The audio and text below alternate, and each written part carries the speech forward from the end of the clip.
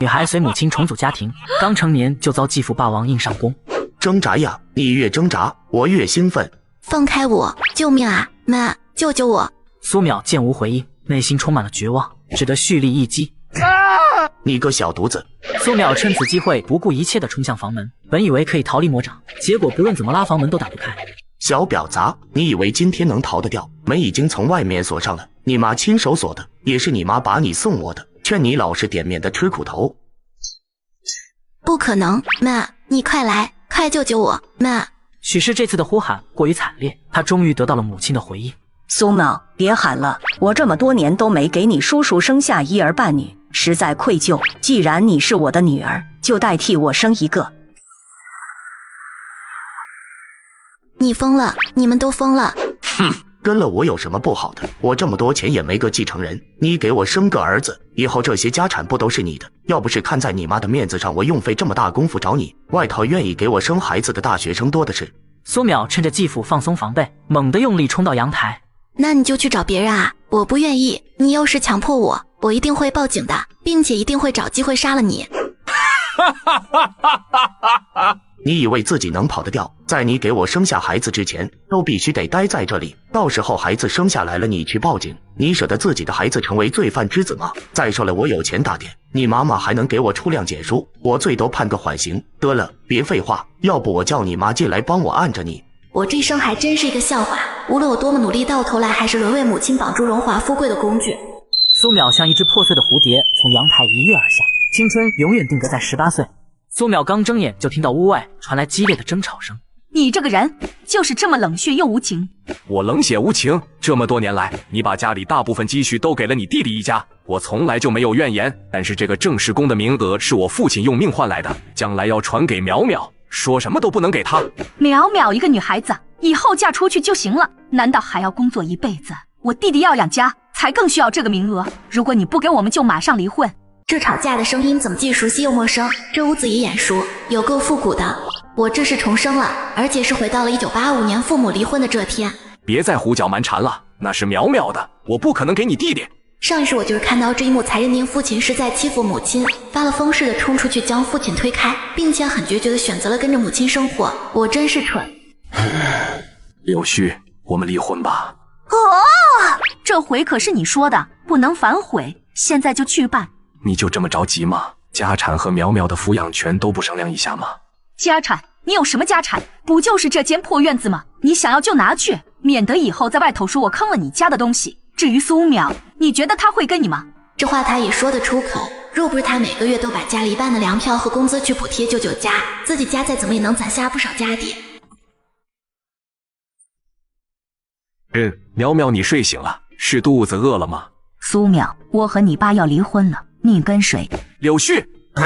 淼淼，你永远是爸爸妈妈最爱的孩子，我们离婚之后，你的生活学习不会受到影响，选谁都可以。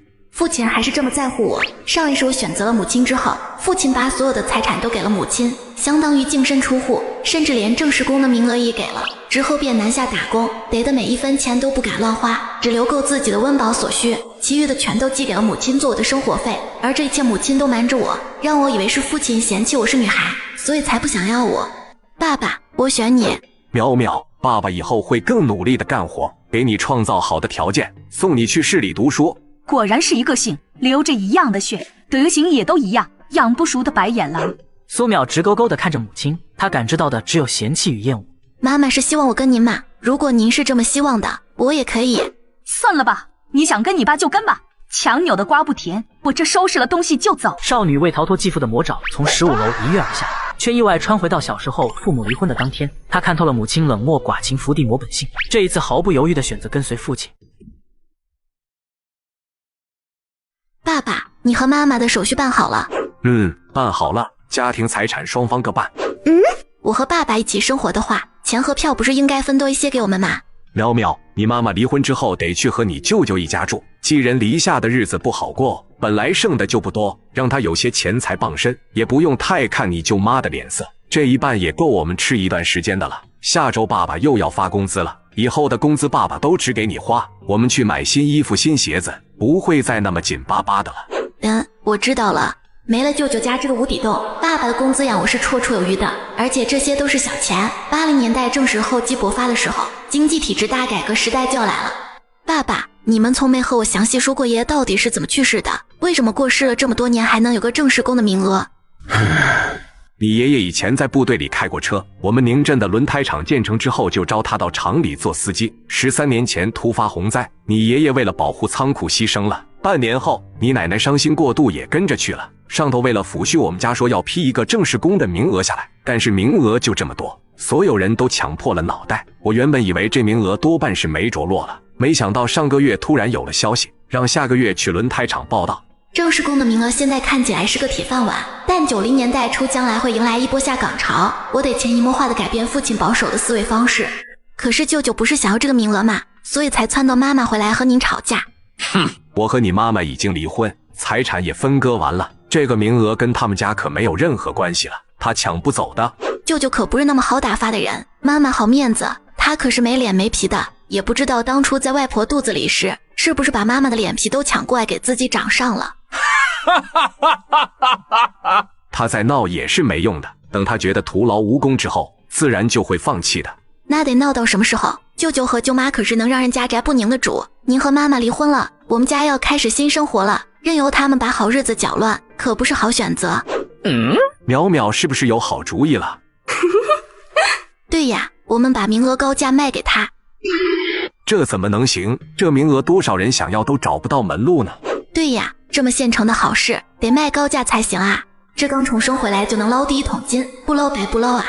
淼淼，你还小，不知道这个名额多么的重要。正式工就是铁饭碗，工资高，福利好，一辈子都能吃穿不愁，以后退休了还能让子女来顶。就这么说吧，有了这个名额以后，不管你书读的好不好，都不愁没有工作了。爸爸，我一直都是全校第1名，怎么会读不好书呢？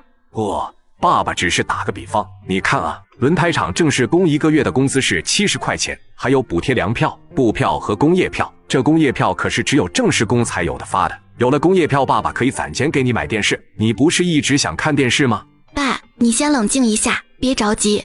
淼淼，告诉爸爸你是怎么想的。爸爸，在学校里我们经常看报听新闻，也听老师讲着外头的世界。时代在变了，从上1年开始，深圳已经取消粮票和其他票据的使用。我们这里离深圳不远，相信很快也会取消农产品统购制度。改革开放要进一步推进了，政策不停变化，机遇也越来越多。爸爸，你真的甘心一辈子待在厂房里吗？即使你愿意，在这汹涌向前的历史洪流中，正式工的待遇真的会一直存在吗？我觉得一定要紧跟着政策走，才能有好的发展。可是你舅舅真的会花钱买吗？他可是想白拿的。白拿？那是不可能的。他如果不买，那我们就卖给别人，到时候是他自己错失机会，可怪不了我们。上一世舅舅接了正式工的位置，3年后厂里爆出行贿贪污案，舅舅也是牵连其中，最后倾家荡产才免于牢狱之灾。我真好奇这事还会不会一样。少女为逃脱继父的魔爪，从15楼一跃而下，却意外穿回到小时候父母离婚的当天。苏元正，快开门，别躲在里面不出声，我们知道你在家。够了，你们要干什么？好你个丧良心啊！我大姑姐嫁进你家10几年，为你父母养老送终，给你生儿育女，到头还被你赶回娘家去了，都快来看看这天打雷劈的负心汉啊！苏元正往他的身后看了看，柳絮跟在后面一副事不关己高高挂起的样子。他小舅柳絮这几年天天说要离婚去考大学，我之前看着淼淼实在太小，不忍心她没了母亲。如今淼淼懂事了，我也不能再拖着柳絮不放。昨天我们已经办了离婚手续，一别两宽，各自安好，没有什么负心不负心的。哟，这家离婚了，这么时髦呢？你新搬来的不知道，这家男人好着呢。什么好男人，那都是装的。现在眼见着要当正式工了，立马就把糟糠之妻给休了呀！这是要去找小啊？这就开始泼脏水了吗？父亲现在怎么为自己解释也会被当作狡辩，看来该我上场了。爸爸和妈妈吵架了，因为舅舅想当正式工，如果不给就让妈妈和爸爸离婚，但是这个名额是我们家的呀。苏淼此话一出，立即让所有人都知道了这场离婚闹剧的导火索。哎呀，怎么卡住了？原来是没话费了，月末该充话费了。我在抖音商城充值中心刚领了4元话费券，真的太香了，充值到账快方便，来给大家送福利了，超简单，点商城，进入充值中心，或直接点评论区领取最高4元话费券，记得点评论区抓紧领券，手慢无。这到底是谁不要脸，这么丧良心？这抢钱抢粮还不够，我还没见着连正式工名额还敢抢的，还没王法啦。正式工的名额既然是给苏元正的，那就有我的份。我们两个既然现在都有工作，那为什么不能把名额给我弟弟？都是一家人，何必这么计较？妈妈，你别生气了。平时你要拿钱和粮票去给舅舅，爸爸都是给的。但是这个名额是组织为了奖励爷爷保护国家财产才给的，真的不能让。要不然这样，等我好好读书考上大学，今后得的钱都拿来孝敬你。哼，你一个小丫头，读那么多书有什么用？长大一点就可以去做工了。得了钱应该供你表弟去上大学，他有了出息自然会帮衬你。我要不是看着六虚10月怀胎，我都怀疑苏苗是不是捡来的。这话虽然街坊们都听不下去，但柳明夫妇俩却听得舒心极了。等你个小丫头片子长到能去做工还得多少年？姐，先让苏元正把正式工的名额给我，等我赚了钱好让你侄子去市里读书，以后让他孝敬你到老。以前我和柳絮是夫妻，他对娘家的诸多帮衬我都默认了，但是现在我们已经办好了离婚手续，抚养权和财产都已经分割完了，我没有义务再帮你们。即使是离婚了，财产也分得不公平，我姐就得个几块钱就被赶走了，这和净身出户有什么区别？你要是不给补偿，我们就天天来你家闹，把你们搅得不得安生。我倒要看看是谁对离婚政策不满意，谁敢闹。你还是个男人嘛，离婚就分给我姐10几块钱，你这是逼她去死吗？今天你不把正式工名额补偿给我们，我们就天天来闹，让你们家也不得安生。我看谁敢！你们离婚时都是双方协定好了才签字的，拿了离婚证那就是法律，谁有意见？是你还是你？王老，我们拥护法律，但是我姐姐嫁进来10几年，就分了10几块钱，以后她该怎么活啊？她不是在剧院工作吗？一个月50块的工资，比一个农家整家的收入都高，有什么活不了？你们对单位的工资不满意，那就把位置让出来，给更需要的人去做。不愧是前革委会主任，扣帽子可是手到擒来啊！昨晚让爸爸将为数不多的积蓄换成烟酒送去王家，果然不亏。王老，我们就是为大姑姐打抱不平，您看看这钱这房子我们什么都不多占，只求一个正式工的名额来给大姑姐未来做个保障，这也很合理吗？我呸！你是从哪个鸡窝里爬出来的狗东西？这名额是老苏用命换来的，你们也敢想？你给我等着，马上就让公安来把你们抓走。这剧情推进的差不多了，得抓紧把名额卖了，否则他们真被抓了去，这事反倒复杂了。哎呀，怎么卡住了？原来是没话费了，月末该充话费了。我在抖音商城充值中心刚领了4元话费券，真的太香了，充值到账快方便，来给大家送福利了，超简单，点商城，进入充值中心，或直接点评论区领取最高4元话费券，记得点评论区抓紧领券，手慢无。王爷爷，不要抓我妈妈好不好？叫他们以后别来这里就是了。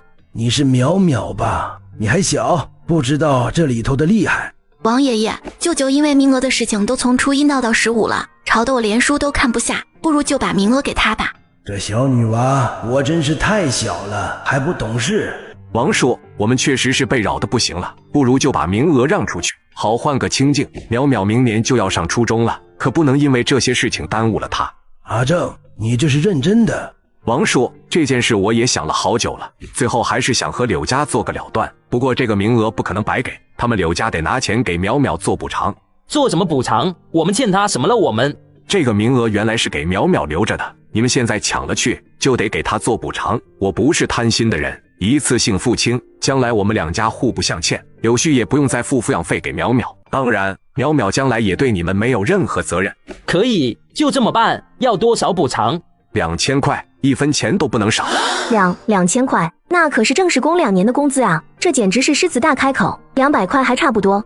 工资年年都在涨，况且这正式工能包几代，还有铁饭碗。如果你们嫌贵，我就卖给别人，反正到时候我没了名额，你们也没得闹了。我买，叔叔卖给我，卖我，他们嫌贵，你把名额卖我吧。都闭嘴，有你们什么事？这正式工名额是我们柳家的。你不是没钱吗？卖给我们怎么了？少废话，先来后到不懂吗？嘿嘿，姐夫，欧布，苏大哥，你说的条件我们都答应，2000就2000。不过我们家现在还没这么多钱，先打欠条，以后慢慢还，你看行不？做什么春秋大梦？让你欠钱就等于是肉包子打狗，有去无回了。不行，我就要现钱，就今天，当着王老的面把钱结清。你们把柳絮的东西搬走，我们立即去轮胎厂打转让申请。你这是存心不想卖给我啊？我上哪去找2000块？舅舅，你有钱啊？妈妈每个月都给你钱啊？妈妈喜欢记账，每次给你钱都会记起来。我昨晚用来练习算术，算得的总额是3000块钱。这柳絮是把夫家直接掏空了呀，怪不得这双职工家庭现在只有几十块存款了，真是闻所未闻啊！谁让你动我的东西？还有没有家教？既然你承认账本的真实性，那我们苏家也没什么对不起你的了。两家今天缘尽于此，想买名额就凑钱去吧。哎呀，怎么卡住了？原来是没话费了，月末该充话费了。我在抖音商城充值中心刚领了4元话费券，真的太香了，充值到账快方便，来给大家送福利了，超简单，点商城，进入充值中心，或直接点评论区领取最高4元话费券，记得点评论区抓紧领券，手慢无。行，我们先把东西搬回家去，然后就去筹钱。王老，今天多谢您了。哈哈哈，客气了，都是乡里乡亲的，我跟你爸可是兄弟，哪能看着他的儿子和孙女被人欺负？苏元正，钱我凑齐了，咱们现在就去厂部。行，王叔，那我先去办事了。行了，去吧去吧。这个时间爸爸也快回来了，没事就先看看课本吧。虽然上一世我是以理科状元的成绩考入了 A 大，但还是得多努力才行。这次争取在30岁之前就攒够养老钱。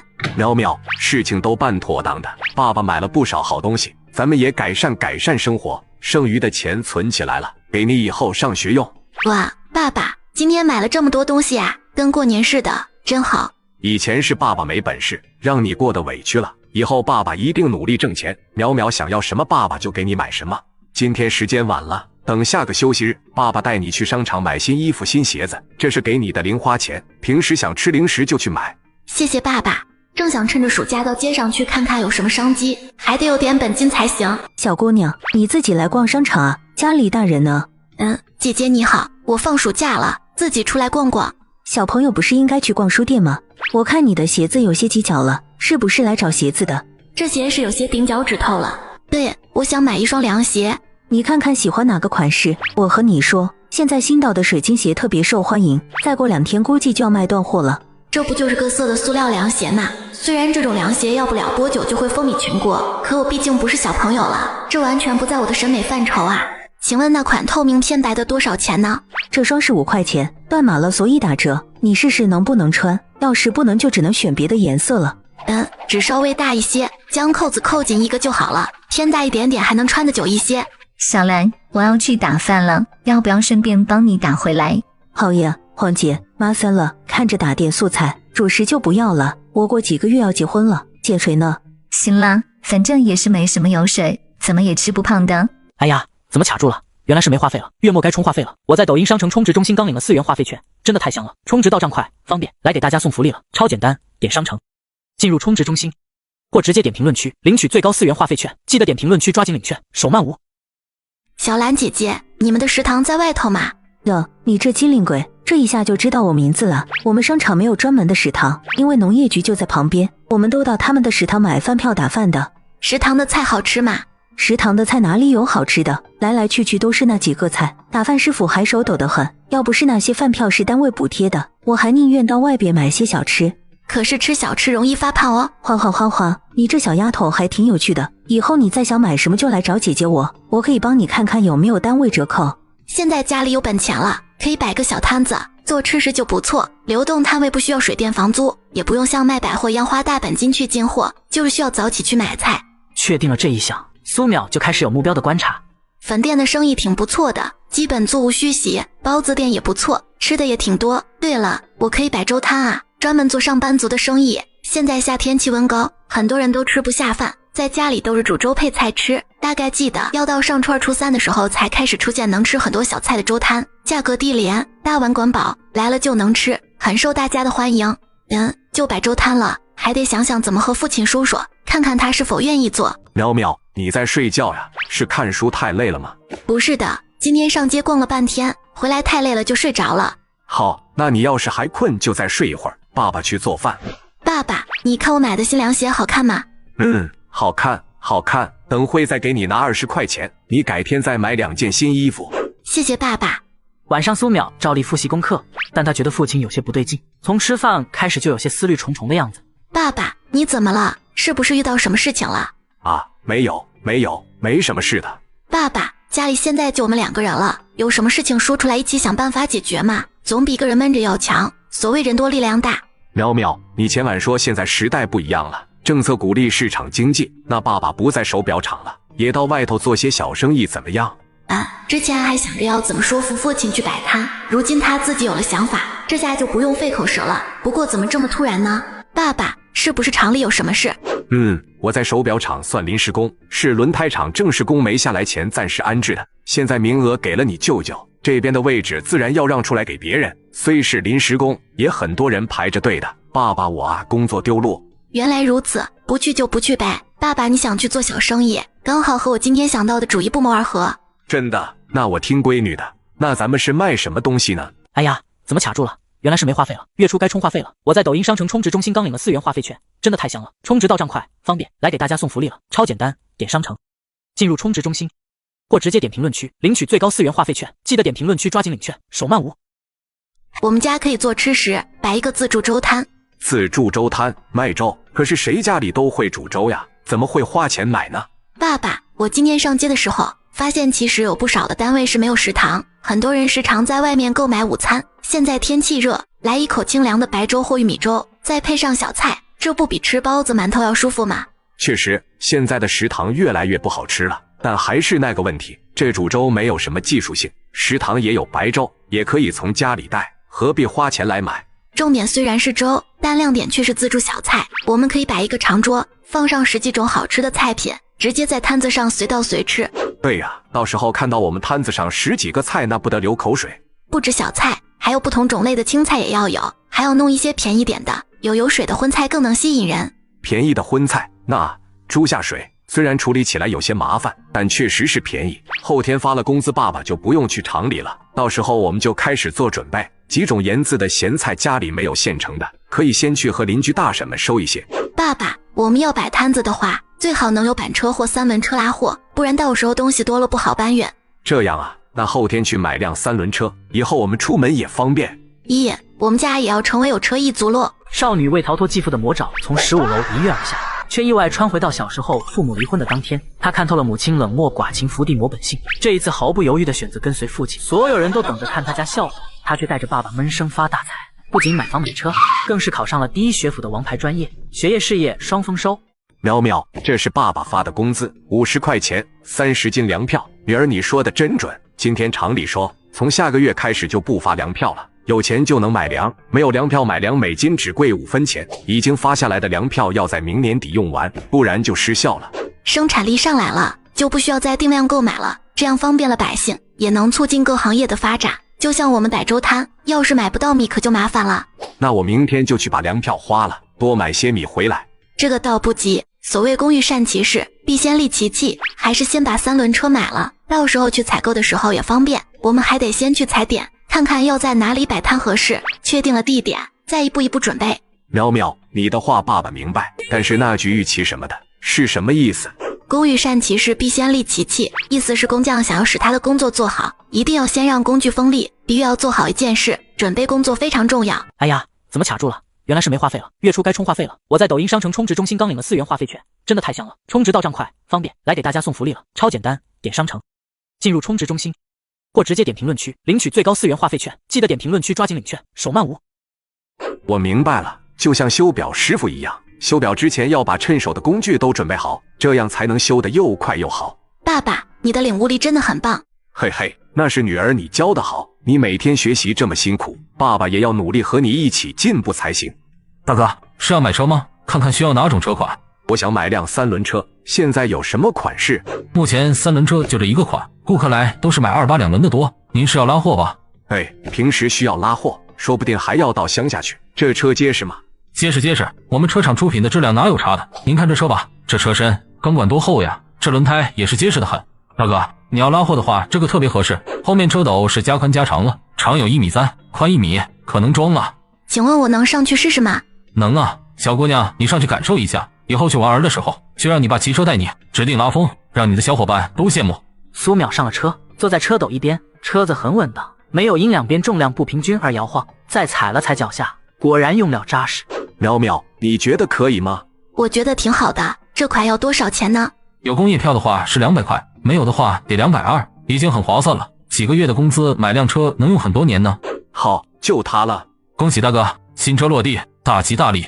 少女为逃脱继父的魔爪，从15楼一跃而下，却意外穿回到小时候父母离婚的当天。她看透了母亲冷漠寡情伏地魔本性，这一次毫不犹豫地选择跟随父亲。所有人都等着看他家笑话，他却带着爸爸闷声发大财，不仅买房买车，更是考上了第一学府的王牌专业，学业事业双丰收。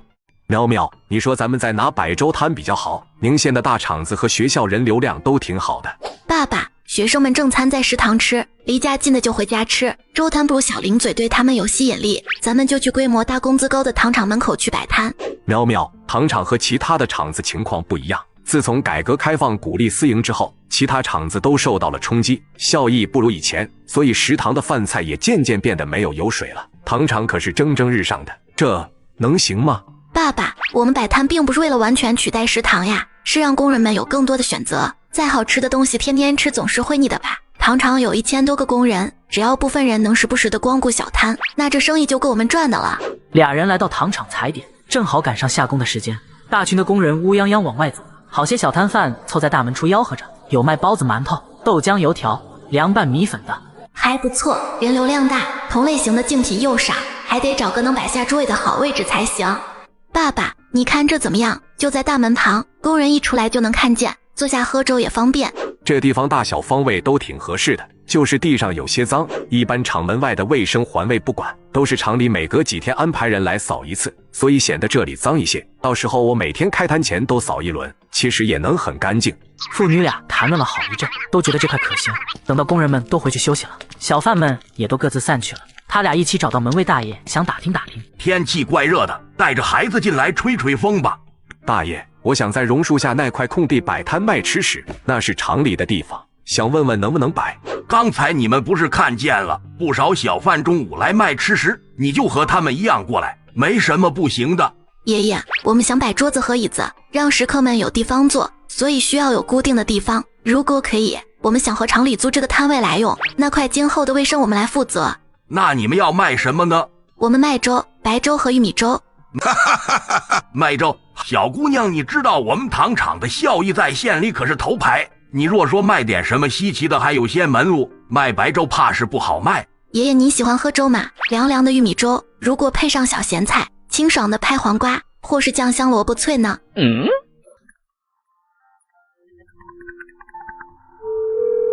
是了，你过来一趟，有人想租门口那块空地卖吃的，你过来谈。你们等会吧。同志，我是糖厂后勤部主任王刚，是你想在门口摆摊子？王主任，你好，你好。是的，我想在榕树下摆个粥摊，那里是厂里的地方，我想能不能和厂里把位置固定下来，我可以出些租金，那块地方的卫生我也一定会负责的。出租摊位啊，这个以前还没有先例，不过那块地方空着也是空着，先不说租金，能有人帮打扫干净也是好的。这样吧，1个月8块钱租金，一定不能把地方弄脏，这样能不能接受？好的好的，您放心，我做吃食的晓得地方要干净。先说了啊，只是租地方给你，你的买卖是赔是赚可和我们厂没有任何关系，要是出了什么问题得自己负责。王叔叔，我们可以和厂里立一个协议，这样可以将双方的责任划分清楚，规避风险。好，这是个法子。双方签好协议，约定好3天后开摊，父女俩就准备回去了。对了，旁边有间很小的杂物房，到时你们的桌子椅子可以收起来的话，大概能放得进去，给你们用吧。苏元正连连道谢，这能省很多事。如果每天都重新拉桌子过来，肯定要2车才能完。王大爷再见。一家都是机灵的，我看能成。爸，中午吃了吗？吃了，喝了好大一桶油。要我说，厂里效益再好，食堂也用不着把油当水使。你的话。苗苗，接下来我们要准备桌子板凳，还要去收购咸菜了吧？爸爸知道哪里有长桌卖吗？还要买大盆大碗小碟子。之前有个工友搬家的时候我去帮忙了，看到他家有一套旧的，一直放在柴房里不用，我今晚去问问能不能卖给我们。板凳我再去木工家买能便宜一些。那好，旧些不要紧，我们刷洗干净就好。餐具的话，钥匙也能有转让的就好了。转让的？用别人用过的餐具也行吗？对呀，洗干净消毒过，都是一样的，只要看起来不陈旧就行。城东有个饭馆，开了2年，红火得很，老板赚了钱去市里开了一家皮革厂，竟舍得要把饭馆给关了，里头的东西都要转让，不知道那些锅碗瓢盆要统一转让还是可以单买。爸爸，要不我们去问问？好嘞。女孩重返1985年，准备摆粥摊赚大钱，可手头拮据，连新碗筷都买不起，只得打起别人饭馆的主意。饭馆关张，没饭吃了，去别家吧。同志，我们听说饭馆要转让，里头的东西都要卖掉。是啊，我正在写牌子呢。饭馆关张，全场清货，给钱就卖。东西都散着卖吗？我想买些餐具可以吗？行呀，你就是只买一个灯泡都行。这老板是我小叔，要去做大买卖了，这家店一下子盘不出去，过2天房租就到期了。这里的东西给钱就卖。那可太好了，我可以去厨房里看看吗？可能要的东西比较多。可以，我要出去挂牌子，你让这位大姐带你去。你也是赶上我还没挂牌子，一会儿肯定人多。你们看看想要什么？我们家的东西都是顶好的，有一些还是不久前才置换的，值得很。苏淼和苏元正对视了一眼，就像小老鼠掉进了大米缸，撸开袖子挑了起来。原本打算要买的东西这就全了，但是清仓实在便宜，父女俩忍不住多买了其他的用具，毕竟过了这村就没这店了，今后都能用上。阿姨，你们店已经用煤气灶了，这灶贵吗？这灶买的时候指定贵，但是和煤气的费用比起来就是小巫见大巫。要我说，如果你们是小本生意，就还是烧柴烧煤，这个成本太高了。算了算了，还是等到再普及一些的时候再说吧。你们也是要开餐饮店，桌椅板凳要不要？这可都是新款式，便宜咧。这种不是很合适，我们没有店面，需要矮凳子。你家有矮凳子吗？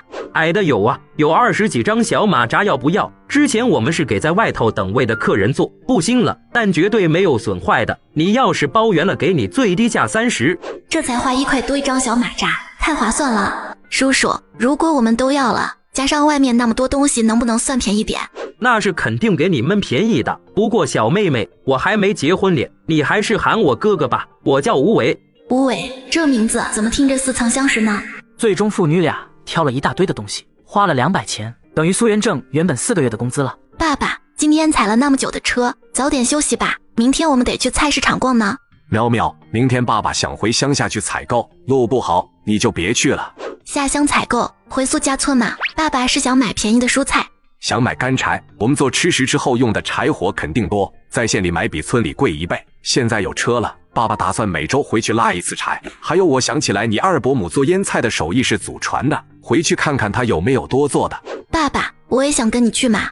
好吧，不过回村的路可比不得县里，你要做好心理准备哦。爸爸你就放心吧，我又不是娇气的小哭包，坐在车里还能颠哭了不成？怎么样，淼淼，爸爸说的没错吧？这路不好走。爸爸，我能坚持，等将来发展起来了，政府肯定会修路的，到时候乡民们进城就没那么费劲了。好，会发展，肯定能发展。阿正，今天啥日子不上工？带孩儿回来了，坐，喝点水缓缓。哎呀，我们家淼淼出落得越来越好看呢，渴了吧？喝点水。几人交谈了一会，苏元正将自己已经离婚的事也都跟二哥二嫂说了。岂有此理，他还敢上你家去闹，是当我们家没人了吗？你怎么不打电话回来喊人？没事了，二哥，事情都已经解决了。二哥，我已经下岗了，准备做点小买卖，这次回来是想收柴火和腌菜。腌菜的问题就交给你嫂子了，她的腌菜呢是远近闻名，经常有别村的人跑过来买。至于柴火，我前阵子刚好晒了一批，你直接拖去。哎呀，你就别吹牛了，阿正，我腌了7、8个大坛子的腌菜，你每样都拿一些回去。苏淼他们来的时候带了一个大粥桶来，不同种类的腌菜用塑料袋层层包好，放进粥桶里，回去后再拿出来分放。苏元旺把干柴一捆捆的扎好，再码进车的一边，免得路上颠簸散出来砸到淼淼。二哥，这钱是买腌菜跟柴火的，你拿着。这是干什么？来你哥家要点咸菜还有给钱，打我脸呢？二哥，我这是长久生意，以后每周我都来，还能都不给钱？一码论一码，我这是来进货，就得给钱。哎呀，等你赚了钱再说，这些都就当拿回去吃的。是啊，这些都是自家做的，没有成本，要钱做什么？爸爸，二伯不肯收钱，那我们以后不好来拿腌菜了，总是白拿不好。二哥二嫂，你们要是不收钱，下次我不敢来了，只能在城里和别人买，也不知道要多少钱。城里的东西多贵啊，腌菜也没你二嫂做的好吃咧。二伯，你们就收下吧，下回我们还来。安旺，你收吧，这是阿正帮衬我们家，你们要记得才行。村口树荫下向来是八卦小天堂，今天苏淼和父亲回来，自然是要荣登热搜榜的。呸！保舍郑四公，如今连林四公都当不上了，以前还说他们家最有出息呢。真是的，我还想着让他家帮找找关系，送我家大宝去县里读小学呢，这下看没戏了。菜，他现在是无业游民，没工作没钱借，比我们还不如呢。你去出差。话也不能这么说，人家不是说了要做买卖吗？说不定就此发达了呢。哟，摆摊子呢？你们家是卖什么？大婶，我们卖粥。卖粥？摆那么大张桌子卖粥？我和你们说，那边戴帽子的那个就是卖粥的，生意不好。我们不卖猪肉粥，卖的白粥。钱，我以为是什么了不得的呢，原来是卖粥的，还白粥。糖厂的伙食本就不错，就算平时想出来换换口味，也肯定会选择更好吃的东西。谁会来买简单无味的白粥啊？他们连我们这个吃食都比不上，还想来分杯羹呢？还真是自不量力。现在真是什么阿猫阿狗都想摆摊，当钱这么好赚呢？讲这么大声，故意说给我们听呢。狗拿耗子多管闲事，大家各做各的生意，你管我家卖什么呢？要是你们的东西好吃，还怕被我抢生意吗？一看你们就是生意不旺，闲得慌。爸，别管他们能不能卖出去，一会儿见分晓。下工的铃声响起，过了几分钟，就陆续有工人走出来了。苏家的摊子就在大门旁边，又是桌又是凳的，很是扎眼。有几个小伙子好奇的朝这边走来。大哥，你家也是卖吃的吗？是的，是的，我们家卖粥，这10几种菜都是可以吃。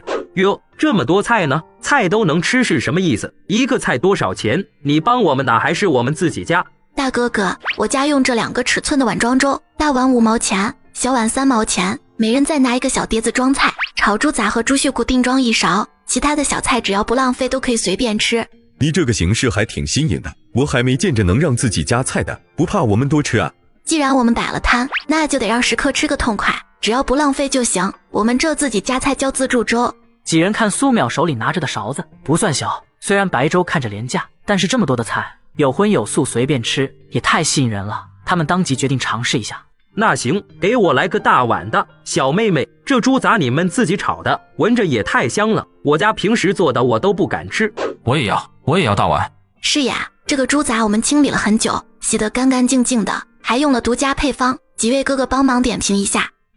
好吃，太好吃了！这猪大肠不止不臭，还不韧，可以咬得动噎。这粥煮的也好，大热天的来上一口，简直是舒服多了。大哥，我说你这粥煮的比我们食堂大厨好多了，我们食堂的粥像浆糊。我这外行的手艺和大师傅的比不得，就是简单做些清粥小菜。你们要是喜欢，以后我就长期在这摆。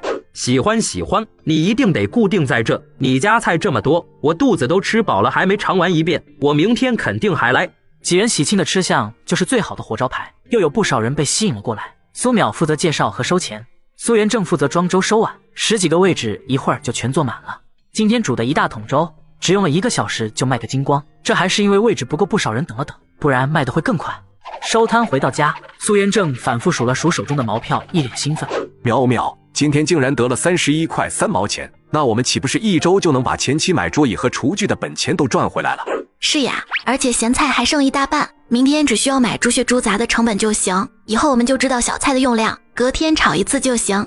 这样算我们每天成本在10块钱左右，1桶粥能赚20块。要不明天我们煮2桶粥吧，今天都不够卖。我看有不少工人1点多才出来，我们都已经收摊了。行，那就煮2桶，但是这么重一车能拉得过去吗？1车不行就拉2车，反正来回也就20多分钟，爸爸有的是力气。白粥怎么卖呀？7块。7块，我要1份。小妹妹，我昨天来晚了，等了好一会儿才吃上，今天铃一响就跑出来了，还带了几个工友一起来。谢谢姐姐惠顾，我舀猪杂的时候一定勺得满满的。你们家给的分量真不错，那个小碗可比我自己的碗大多了，我都吃不完。姐姐，午餐要吃饱一些哦，不然下午肚子要咕咕叫的。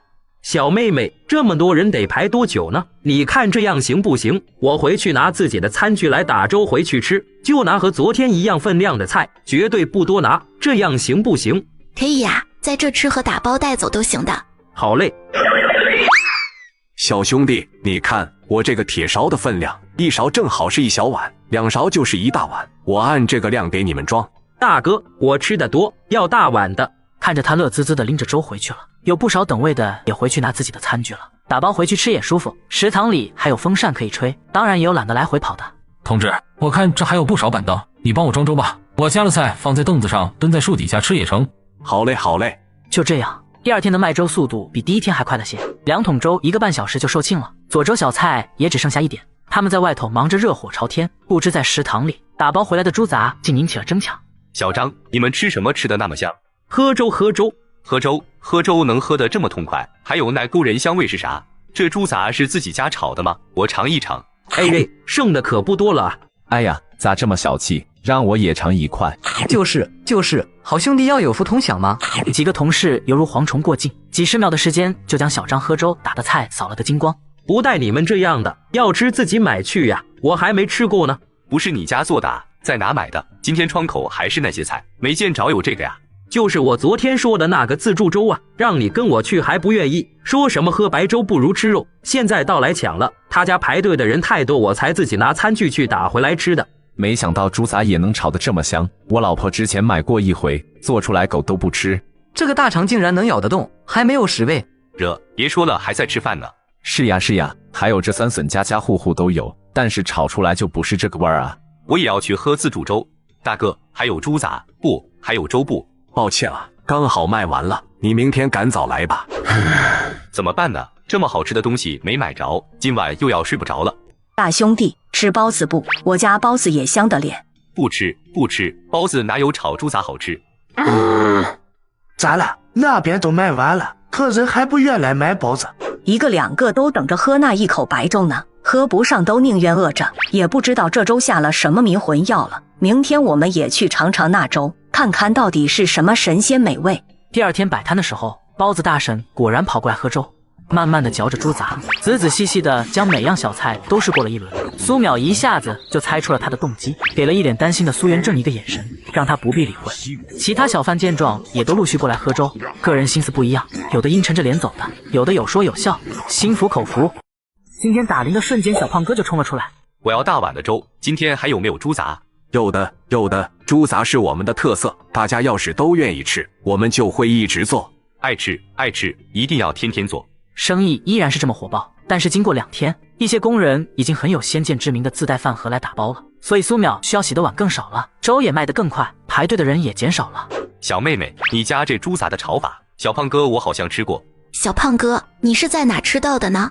在雍城，不过不是炒猪杂，是米粉，但是味道很像哦。米粉里可以加猪杂，也可以是猪肉。上次过年的时候，我进城拜亲戚，我大表哥带我去一家米粉店吃粉，说是最近很火的一家，都排着队吃，一碗要1块5咧。我吃过一次就念念不忘，找遍了咱们县城都没有，没想到在你们家吃到了。应该是一样的风味，只不过我是炒猪杂，那家是煮粉，其实用的都是本地食材。我这个做法其实也是从雍城拿过来的。哦，那我猜的就没错了，那个粉叫老友粉，你这猪杂也可以叫老友猪杂。确实是老友猪杂，希望老友长灵。你们家的老友猪杂太好吃了，又是宁县独一家，只在粥摊用来配粥太可惜，能不能多做一些？我单独和你们买，想带回家去给家里人尝尝。这是要做猪杂外带生意，跟在外面买蔬菜样呗。小胖哥，不瞒你说，这猪杂虽然进货便宜，但是处理起来特别的麻烦，你吃了也知道，我家都是洗得特别干净才能没有臭味的，很是费时费力，所以这定价还真不好定呢。这好吃的东西卖贵点都是应该的，你看这样炒好的猪杂和配菜，2块钱1斤怎么样？生猪杂进价4毛钱1斤，配菜调料柴火加上去就不少了，再加上炒熟后会缩水，那1斤老友猪杂的成本大约是1块钱，1斤赚它个1块的手工费也不算过分。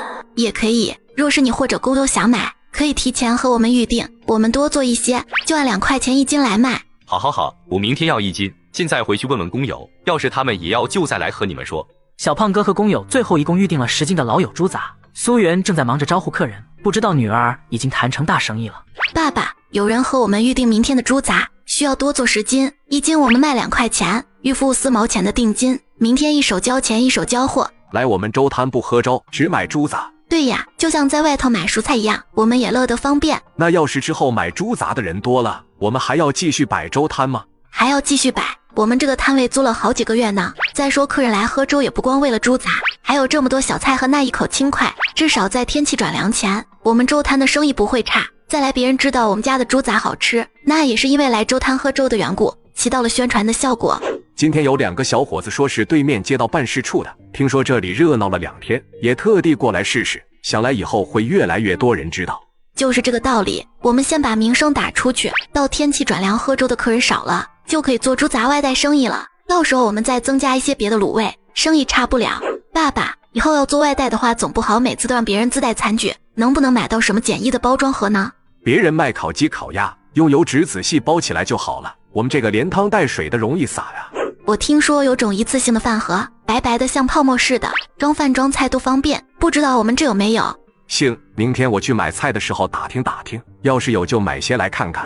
苏淼说的是发泡餐具，大约就是85年、86年开始在火车上使用，重量轻、耐压、便宜还方便，后来很快广泛应用起来。有着这个做吃食外卖就方便多了。他倒是想自己去找找，但鉴于现在还是小孩子的身份，只能辛苦父亲帮忙跑腿了。淼淼，你说那种一次性的饭盒，爸爸打听到了，还真有。铁路局去订了一批，说是要在火车上卖饭用的，不过还没有到货。到时候我们可以和他们买一些吗？可以，管采购的主任以前是在手表厂的，当时和爸爸关系不错，不过一个盒子要2分钱。没关系，我们1斤猪杂卖2块，这2分钱的成本还是负担得起的。都是同一天进的手表厂，现在人家都当上肥差了，你爸爸下岗了。爸爸，这几天我们赚了多少钱了？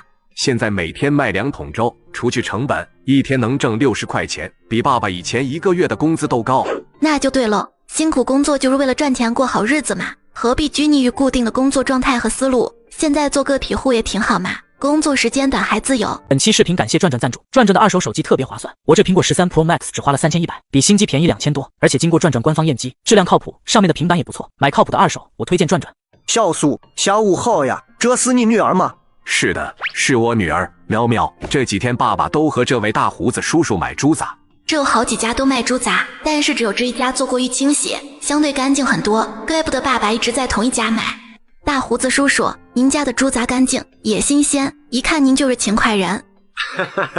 这猪杂卖的便宜，大多数卖肉的都不稀罕费功夫清理，经常剩下，但是肉类隔夜就臭了，只能自己家吃，下水味道大，洗很久都有味儿，家里人都不耐吃，我只能先洗一遍，看起来干净些，能卖多少是多少呗。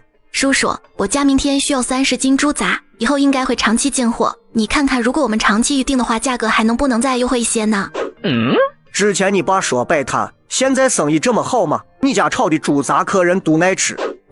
生意还不错的，我们把猪杂清理得很干净，吃起来不臭，做成蔬菜卖，价格也不贵，客人还挺愿意吃。哈哈哈，那么得找机会去尝尝看了。小苏，你这小闺女厉害啊，小年纪口齿这么伶俐，头脑也机灵。哈哈哈，丫头打小就聪明，比我有出息。小闺女，你看这样行不行？如果一次要20斤以上的，我便宜1毛钱，就按3毛1斤卖给你们，也照样先洗过一轮。可以的，谢谢叔叔。那明天早上的30斤您帮我们留着哦，要不要付定金？不用定金，这猪杂本就是难卖的玩意儿，没那么抢手。其实猪杂只要洗干净了，多放点调味料进去炒就挺香的，它比猪肉便宜这么多，大家竟不爱吃。重点就是这调味料了，现在油盐酱醋都不便宜，我们家很多的成本就是花在这上面。是这么个道理，这相当于吃自己家饭菜多了就想下馆子一样。其实不见得馆子的菜多精绝，但是重油重盐重调料，吃起来就是香。爸，你说我要是弄出用料更复杂的卤味，会不会也很受欢迎？卤味那可不是一般人能做的，听说那配方就跟药方似的，好10几种还讲究个比例，稍微差池一点味道就差10万8千里。所以我们这有卖卤味的咯，是100年老字号吗？破旧立新，现在哪里还能有什么100年的东西？我们住的巷子以前的老地主家就有一门卤味生意，现在什么都没有。好在前世学过做卤味，大致的配料还是知道的，即使和最正宗的方子在比例上有些出入，但在目前均菜寡淡的时代，应该也是够用了。苏淼今天刚出摊就发现隔壁大婶也卖起了炒猪杂，还只要1毛钱1份，摆明就是来嘴里抢食了。淼淼，他们也卖猪杂了，怎么办？爸，我们以不变应万变，这种炒法本就不是我独创的，别人会也属正常。做吃食的永远以味道取胜，我对你炒的猪杂有信心，已经十分好吃了。但若别人更胜一筹，那是别人的本事，我们也该甘拜下风。还以为能忘得长久一些，没想到才几日功夫就有人学起来了，也不知道他们做的味道怎么样。试试不就知道了。试试。还没等苏元正反应过来，苏淼就大大方方地朝大婶的小车走去了。大婶，你们家也卖猪杂了？卖了，怎么的？挺好，我想要一份炒猪杂。小丫头，你家不就有猪杂，干嘛吃我家的？我家的吃腻歪了，想试试您家的，都是开门做生意，您不会不愿意卖我吧？谁说不愿意了？有钱我还能不赚？看到大婶炒的猪杂，苏淼脸上的笑容扩大了。虽然猪杂也是用酸笋和豆豉炒的，可这炒的一看就不行啊！你笑什么？有好东西吃了，开心呗！我回去和我爸一起吃，吃完拿碗来还。苏元正对着女儿买回来的炒猪杂，没着急下口，左右前后后的观察。确实和我们的用料很像，但是颜色淡了一些，他肯定没放够酱油。尝一尝就知道了。大肠炒老了，嚼不动，不知道为什么还有一点苦味。爸爸，这回你放心了吧？要对自己的手艺有信心嘛。苏元正也觉得刚才自己有些心急了，还没女儿稳重呢。苗苗，他们这猪杂是没洗干净是吧？我们摘掉的猪大肠外壁的脂肪叫油花，里面夹着一根分泌胆汁的管道，就跟鲨鱼一样，鱼肉要是碰到胆汁就会变苦。他们买到的猪肠涂工没有处理好，买回来后也没有把油花去掉，所以有苦味和臭味。这油花下了锅能煸出很多油，这样就能省下不少炒菜的油，一般人家都舍不得摘去的。果然还是和大胡子老板进货好，他弄得干净。不止大肠，猪腰洗后直接切片，里头的腥膻物质没有切掉，有一股尿骚味。猪肝猪心中规中矩，但是猪杂没有按照种类区分下过顺序，是一起炒的，所以都炒老了。姜蒜辣椒酱油都放得少，不香。那我们还吃吗？算了吧，太难吃了。苏淼去还碗的时候，大婶扯出自认为最和善笑容。小丫头，我家猪杂怎么样？给点意见呀。挺好吃的，大婶果然是做吃食的一把好手，学什么都快。咋回事啊？这么没人啊？我们今天可是炒了40斤猪杂，要是卖不完就亏死了。再等等，等那边卖完，人自然就会过来了。苏淼今天一边招呼客人，一边分神观察大婶的情况，果然不出他所料。昨天客人们吃了你家猪杂，就已经发现有多难吃了。所谓好事不出门，坏事传千里。吃到好东西不一定会和别人分享，但是吃了亏一定会到处吐槽。你家猪杂今天还能卖出去就有鬼了。好不容易熬到了自助周售罄，拌粉摊还是无人光顾。拌粉大婶等不下去的，决定主动出击。小张姑娘，出来买午饭呢，吃不吃拌粉？我们家也有猪杂。不用了，我回食堂去吃就好了。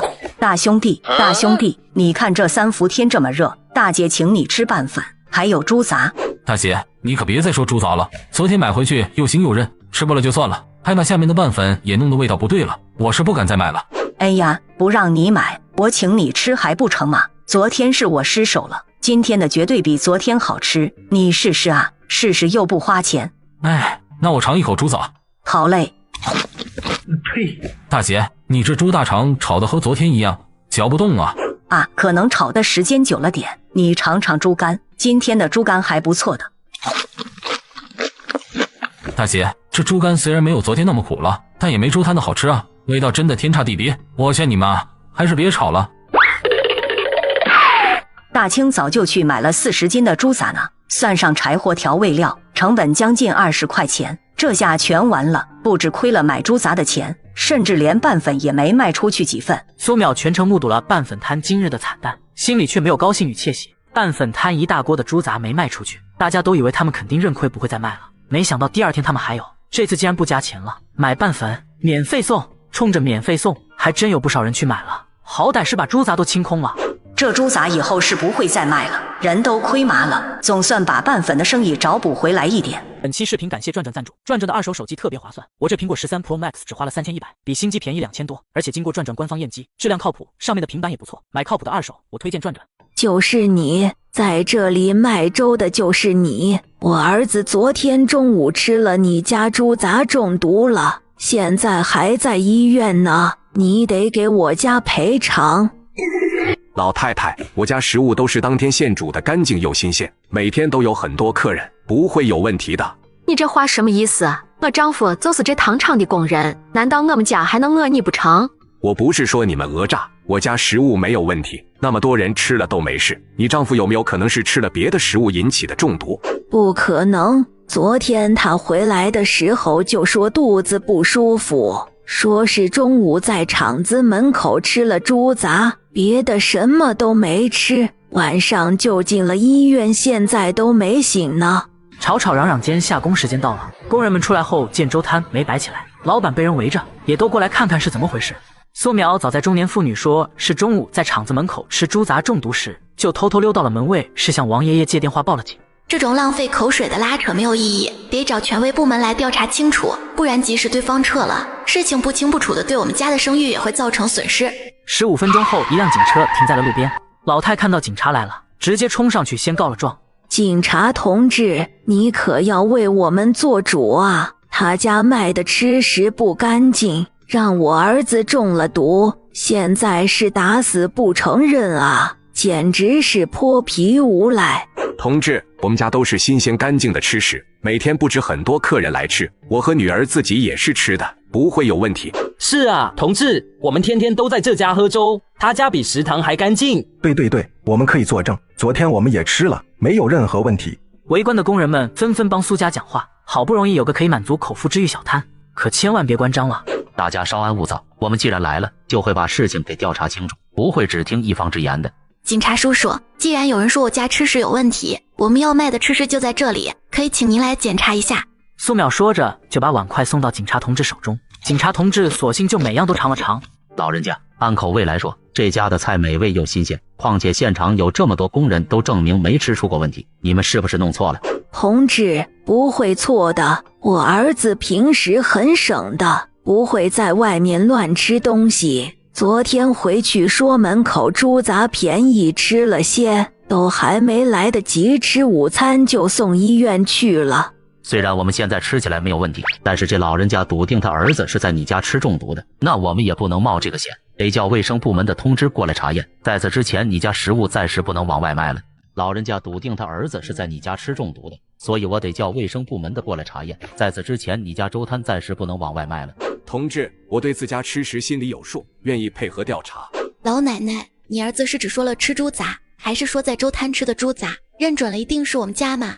这只说了昨天厂子门口猪杂特别便宜，就吃了一些，但这里不就是你家卖猪杂吗？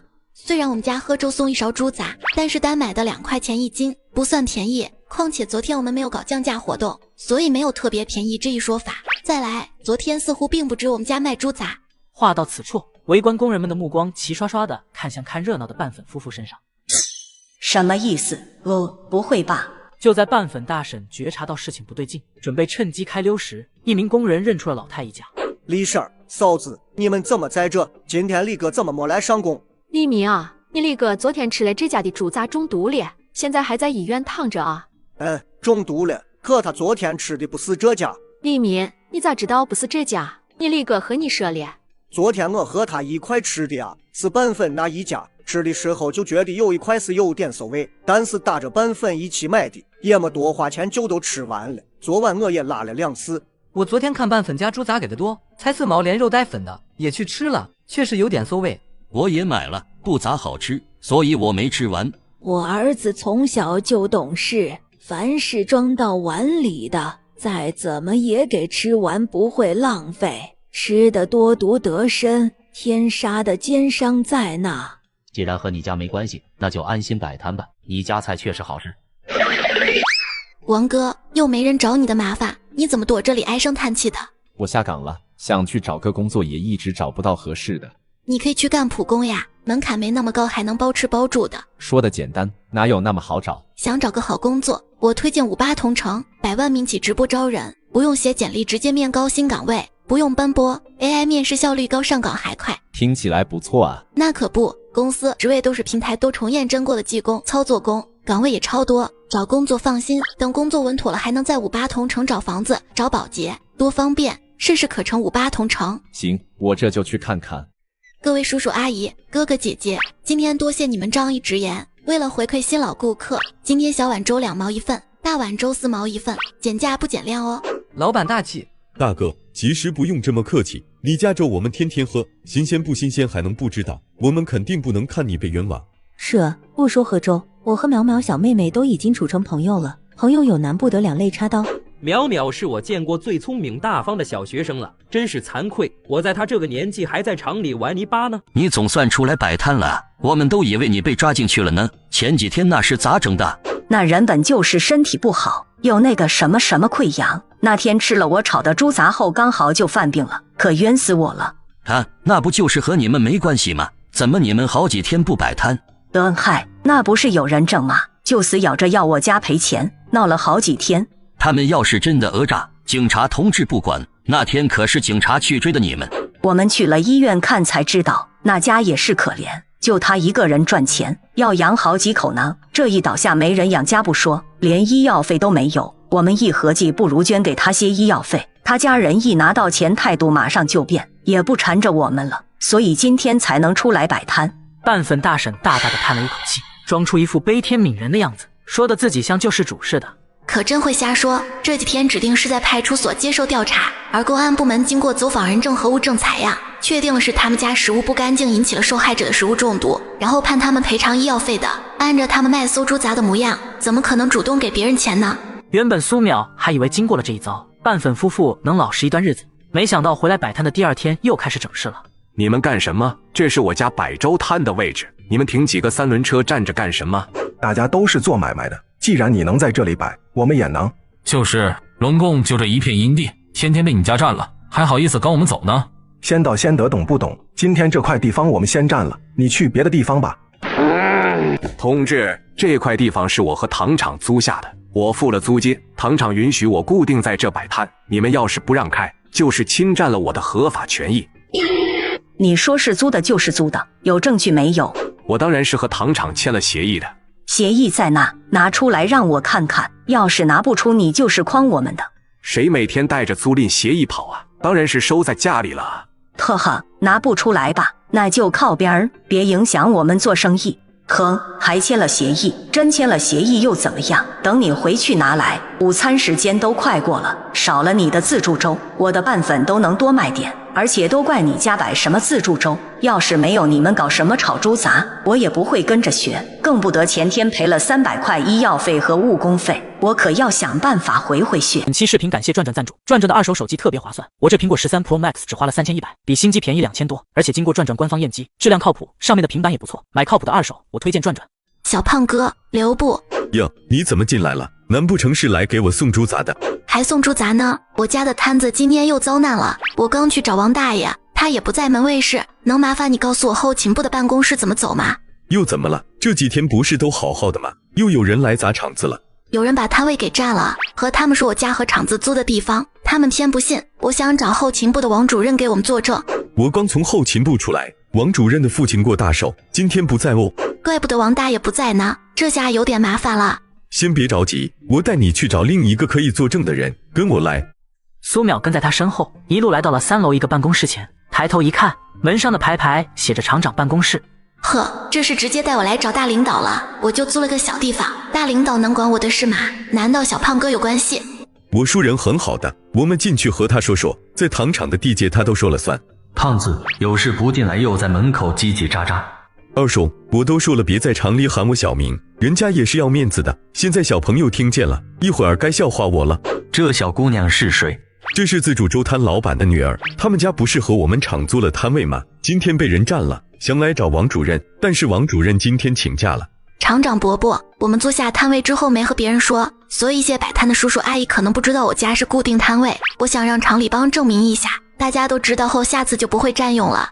小姑娘说话挺有条理的，一上来没急着告状，也没仗着租赁的关系让厂里帮驱赶占位小贩，不错。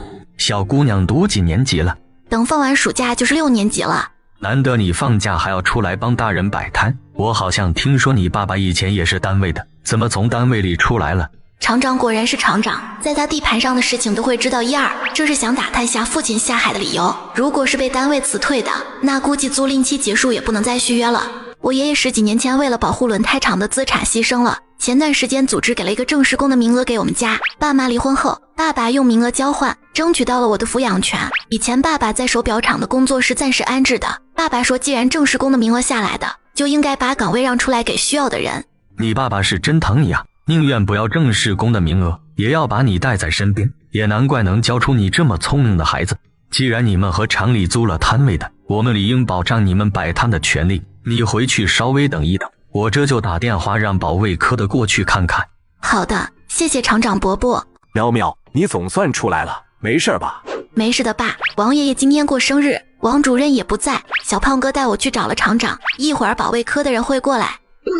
这都惊动到厂长了。转眼间下工时间到了，工人们下意识往自助粥摊走，然后惊讶地发现今天粥摊没摆，换成其他小贩了。小贩们看到人过来马上拉客，被问到粥摊时还睁眼说瞎话的说他们也不知道。一些不明所以的工人在他们这买了午餐。哎，你们几个靠边靠边，这个位置是苏同志和厂里租的，你们不能站啊。保卫科的人来了，你们快回去摆摊。这块位置苏同志已经和厂里头租下了，以后都只能他家摆啊。几个小贩还要继续在这里做生意，自然不敢得罪保卫科，低声下气的应着，手上给客人装吃食的动作继续着，磨磨蹭蹭的不挪开位置。怎么了这是？今天自助粥不摆摊了？好像位置被占了吧？现在保卫科正让他们挪呢。苏淼闻声看过去，觉得那人有些眼熟。这不是那天出警的警察叔叔之一吗？哼，有了。请问您是前几天来过的警察叔叔吗？小妹妹，你记忆力真好，我今天穿着便服你都能认出来。因为我很感谢警察叔叔帮我们解围，所以当然记得呀。那是我们的职责所在，不用谢的。那天觉得你家的菜很好吃，今天休息想过来吃一顿，怎么没有摆摊呀？因为几个叔叔阿姨不知道这个摊位是我家租的，把小车停过来了，一会儿等他们开走了我们就摆。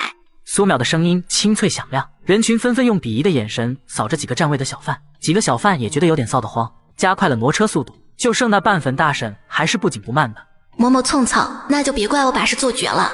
警察叔叔，听拌粉大婶说那天来的那位老奶奶，她儿子是因为自己身体不好才病倒的，和吃东西没有关系，多亏了你们把事情调查清楚，不然我家和拌粉大婶家都要遭受不白之冤了。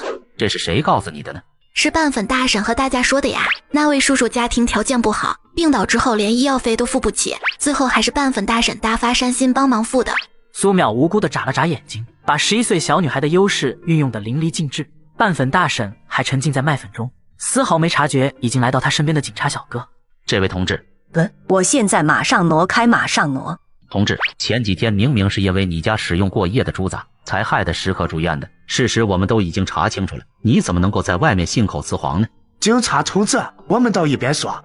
前天看在你们认错态度良好，积极赔偿医药费，受害者家属又表示不追究，才对你们从轻处罚。你们要是现在这个不知悔改的态度，那我就要上报吊销你们经营资格了。别，警察同志，是我们的错，我们认罚，以后啊一定守法经营。您高抬贵手饶我们一次，以后一定不敢了。几个小贩走后，苏家妇女才又摆起了摊，工人们也开心地吃上了自助粥。要我说，你们这小摊也是命运多舛，才开了半个多月就遇上那么多事。这也不能怪他们啊，生意好总是会受嫉妒的，不是？原来真的是他们的猪杂有问题，竟然还敢回来乱说。就是听说住院的就是我们厂的职工，他们胆子真大，也不怕露馅。反正我以后是肯定不会在他家买东西吃了，哪天再中毒就麻烦了。看他们吃的这么香，我也想出去吃顿好的。像我出去消费都是美团团购，团美式茶饮5折起，吃一顿火锅能省100-200的。五一出游吃喝玩乐，我推荐美团团购。你们这生意都不想做了是吧？在我的管辖区域，趁我不在的时候闹事。今天最后跟你们说一遍，那块地是人家自助粥的，谁都别想着动歪脑筋，想在这做生意就给我老老实实的，否则都给我滚蛋。此后拌粉摊子的丑闻也传开了，糖厂的工人都不敢在他家买吃食了。一连坐了3天的冷板凳之后，拌粉摊就消失在了糖厂门口，而自助粥一战成名，不少人都怀着好奇的心态大老远跑来吃。苗苗，现在猪杂外带的订单直线攀升，咱真的要每天限购30斤吗？我还是可以再多做一些的。爸爸，现在是我帮忙觉得轻松些，再过半个月我就要开学了，到时候这个工作量你可忙不过来。现在卖多了，到时候减少产量，说不定又被别人传成什么呢？倒不如先这么着。也有道理。苗苗，现在刨除成本，我们每天都能赚70块钱呢。要是放在以前，我是想都不敢想。爸爸，只要我们脚踏实地的干，将来就有更多的收获。现在仅仅是开始。摆了1个多月的自助粥，今天因苏元正要出去办事，苏淼总算是休息了1天。闲来无聊就溜达到了院中的破败杂物间里。咦，角落里那块砖裂开掉了一半，里面黑乎乎的，似乎塞着什么东西。这房子以前可是地主家的，莫不是在里面藏了什么宝贝？忍不住好奇，苏淼找了根棍子就往外掏，掏着墙里竟透出一抹金环。金条，发财了！这里面似乎还有，但墙砖还没有全部损坏，得费些功夫才能取出来。我一个人在家不好弄，等爸爸回来了再继续掏吧。下午苏元正刚回来，苏淼就火急火燎地拉着苏元正进了小破屋。淼淼，这是怎么了？爸爸，轻声些，我发现好东西了，这墙里面藏着金条。淼淼，你在院子里守着，爸爸拿工具来把墙凿开。好的，爸爸小心些，这房子摇摇欲坠的，塌了要受伤的。放心，爸爸心里有数。苏元正小心翼翼地挖了快1个小时，终于把里面的金条都取了出来。爸爸，你说这10根金条是不是真金？我也不知道，要不是前几年给你妈妈打金耳环，活了几十年也没机会摸过黄金啊。要不我们试试？苏元正拿起金条看了看，用苏淼来不及阻止的速度咬了一口。爸，还没洗呢。嘿，没事儿，你看爸这牙印挺深，听说真金就能咬出印子。这应该是真金吧，不然谁会费这么大功夫藏得这么深？爸爸，这金条上边刻着一个小小的李字，这些金条的主人是不是这家的地主？应该是的了，这家原主人就是姓李的，许是当年藏进墙里的。爸爸，这10根金条足有2斤重，你知道现在金价是多少吗？这我也不清楚，要不明天我去打听打听。但是这些金条要怎么处理呢？爸爸，您觉得怎么处理比较好？苏元正沉默了，他自认是个作风端正的，但这可是2斤金子啊，他不是圣人，不可能不想占为己有。爸爸，我们把院子买下来吧，那这金子不就应该是我们的了吗？是可以这样的吗？当然呀，买院子包括这块地皮和房子，这既然是墙里的东西，自然也算是我们买下的呀。对，你这思路对。之前王老爷子说以前爷爷经常照顾这家的主人，说不定这是我们家的福报。再来，如果我们贸然交上去，有可能会因为关注，到时候个个都知道我们院子里有金条，岂不是人人都想着进来挖一挖？对，要是引来些强盗小偷什么的就麻烦了。淼淼，明天我们就去房产局问问，把院子给买下来。父女俩白天还在卖5毛1碗的自助粥，晚上竟在院子里挖出10根金条。2人立马决定将整个空置的院子都买下，避免挖出金条的事走漏风声。这么说来，你们现在住的院子只有你们一户人家？是的，以前是有几户，因为一些原因都搬走了。那你们何必买下呢？反正也只有你们家住着不就行了？这个叔叔，正是因为只有我们家，所以才要买下呀。好，这是怎么说？我们家原本只分了2间，现在因为没有别的住户，其他房子我们也用上了。我和爸爸觉得这样不太好，等于占用了公共资源，那不如我们就买下来，交钱给国家，不能薅社会主义羊毛。好伶俐的小姑娘，只见过嫌占的便宜不够多的，还没见把便宜往外推的。叔叔，我有几个同学家里都打了证，你也帮我家办了吧。这院子我倒是听说过，说是闹鬼闹得凶得很，这些年都没人愿意去住，白白让这家空住着，确实不如给单位收上一笔钱来。你想买下院子我理解，但是你家原本只分得了2间房子，想全买下来不符合公转私的标准。这样吧，你去街道办开个证明，如果片区同意你家买下整个院子，我就给你办。但是你要知道，这价格就和一般的公转私不一样了。您能不能帮我预估一下大概需要多少钱呢？这个现在还不能确定，你们先去开证明交过来，我们要派人去量占地大小、房屋面积才能算。看来现在买房还没那么容易，得跑多个部门才能办下来。不过得了能办的准信，那多跑几趟也是值得的。爸爸，那我们去街道办开证明吧。小苏啊，这个证明我还不能轻易给你开咧，这院子是公家的呀，我也不好代表大家的意见嘛。主任，我现在住的那个院子，前几年也公开过房源，让缺房的职工们自主申请，可是没有人愿意来住嘛。与其如此，不如我交钱给国家把它买下来。没人愿意住，那还不是因为那个原因吗？这事儿真不好办。您看需要什么手续，我家努力去解决。我现在没法马上回答你，要不你先回家等戏，我得广泛征求群众们的意见才行呀。苏元正磨了街道办主任好一阵都没办下来，最后只能带着苏淼回去等信儿了。父女俩卖自助粥，日赚70，靠着勤劳本分，在院子里挖到了10根金条，那必须把整个院子都买下。淼淼，这院子我们怕是买不下来了，那些金子我们收着，等你去雍城念书了，爸爸在市里买间房陪读。无论是房产局还是街道办，都是在打太极，说到底就是没有明确的条例，他们不想为此担责任而已。是啊，我们和他们不沾亲不带故的，买了房对他们又没有好处，人家不帮忙也是情理之中。那如果有好处呢？而且是大大的好处。你是说？爸，趁现在还没晚，你去银行取1600块钱，今天晚上去求王老爷子引荐，到2位主任家里去。这算不算行贿啊？让他们帮着做坏事那才叫行贿，我们这是要劳烦他们帮个小忙，给一点辛苦费而已。再说我们买房的钱可是实打实要交给国家的，可不是白拿。1600，每人800，会不会太多啊？这院子也不知道需要多少钱，我们剩的还够不够？不够不是还有金子呢？再说我们出摊再慢慢赚回来就是了。2位主任一人500块，王老爷子600，2位能做到主任的位置都是人精，每天找他们办事的人多了去了，可不是谁的辛苦费都收的。若肯帮忙就会收下红包，那有很大一部分是看在王老爷子的面子上，若是不肯您也别多说，一切看王老爷子的意思行事，到时候无论是成与不成您都客气这些。去之前把要给主任们的红包让王老爷子过目，给他的那份，事儿完送他回家的时候再给。既然都要给，不如一开始就给。若是一去就给，那等于是花钱求他办事，刚开始没提钱，那是晚辈求他帮忙，势必之后孝敬他的意思就更亲近，让他看红包数额，他就知道自己拿的多一些，表示我们知道这事儿能成他占大半功劳，我们有着感恩之心，以后再有事求他也更方便些。苗苗，你这是怎么想出来的？这些官场的弯弯绕绕，爸爸是半点不懂啊。哈哈，书上学的，书中自有颜如玉，书中自有黄金屋嘛。好在上一世在富商家中做家教，耳濡目染学了不少人情世故的东西。吃过晚饭，苏淼就让父亲去找王老爷子。这走关系送礼可是严肃的正经事，若是带着她一个小姑娘，别人肯定觉得有些儿戏。苏元正7点钟出门，11点才回到家。苏淼虽然很困，但还是等着父亲在。爸爸，怎么样了？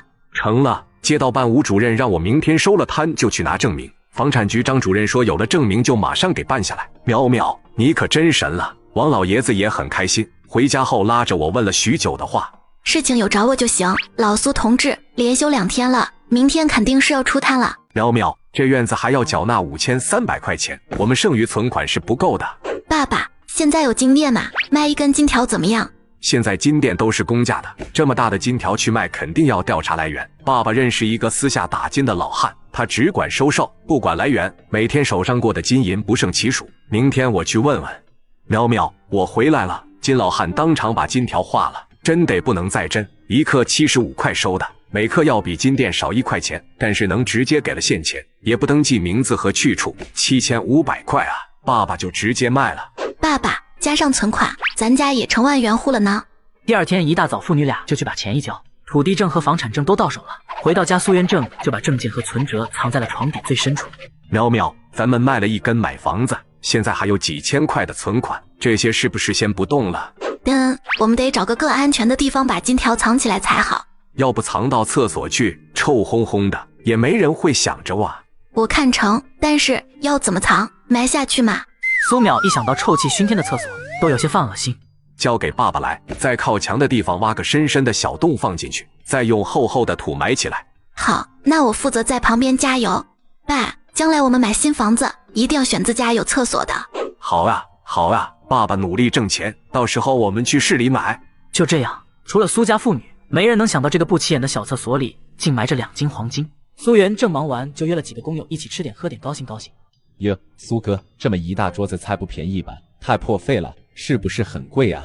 没有，不贵的，这是我在美团团购上先下的单，没有多少钱，而且团美食茶饮5折起，像我们吃这一大桌菜能省100-200，而且马上不是5一了吗？你们要是想吃喝玩游的，我推荐美团团购。真的吗？那我一定要去试试。8月就要结束，苏淼即将重回校园。开学前，父亲特地带苏淼去了百货大楼买新书包、新衣服，恨不得把以前亏欠了的全都补上。苏淼，是苏淼吗？表姐，好久不见。晦气，怎么在这遇上他了？上一世他们柳家搬进院子后，这个柳招娣明里暗里挤兑我，不过好在他在柳家也是没什么地位的，倒也没能做出什么特别伤害我的事情。你们在这干嘛？这是商场啊，我们能在这干嘛？再说这里是公共场所，谁在这里又和你有什么关系？谁知道你们是来买东西还是偷东西啊？你们现在是无业游民还是离异无母的无业游民？这小姑娘越长大越像她父母口无遮拦了。先不说你没有证据就信口雌黄的事，在血缘上我是你表妹，你直呼我名字是正常，但我爸爸做了你那么多年的姑父，即使现在不是了，按道理你也应该叫他一声叔叔。哼，我叫又怎么样？不叫你又能拿我怎么样？我确实不能拿你如何，因为这没有触犯法律，只不过是没有礼貌素质低下的品的问题。我记得你们二小很注重品的教育的，怎么没能把你教好？柳招娣的几个同学听到苏淼说到学校，就好像自己也被数落了一般，面上都有些挂不住了。接上集，柳招娣想羞辱苏淼，显示自己的优越感，却被苏淼一句话搞得里外不是人。招娣，你表妹说的对，你要尊重长辈，爱护弟妹，不应该讲这些影响团结的话，快向他们道歉。班长，你不知道，他们真的不是什么好人，你别理他们。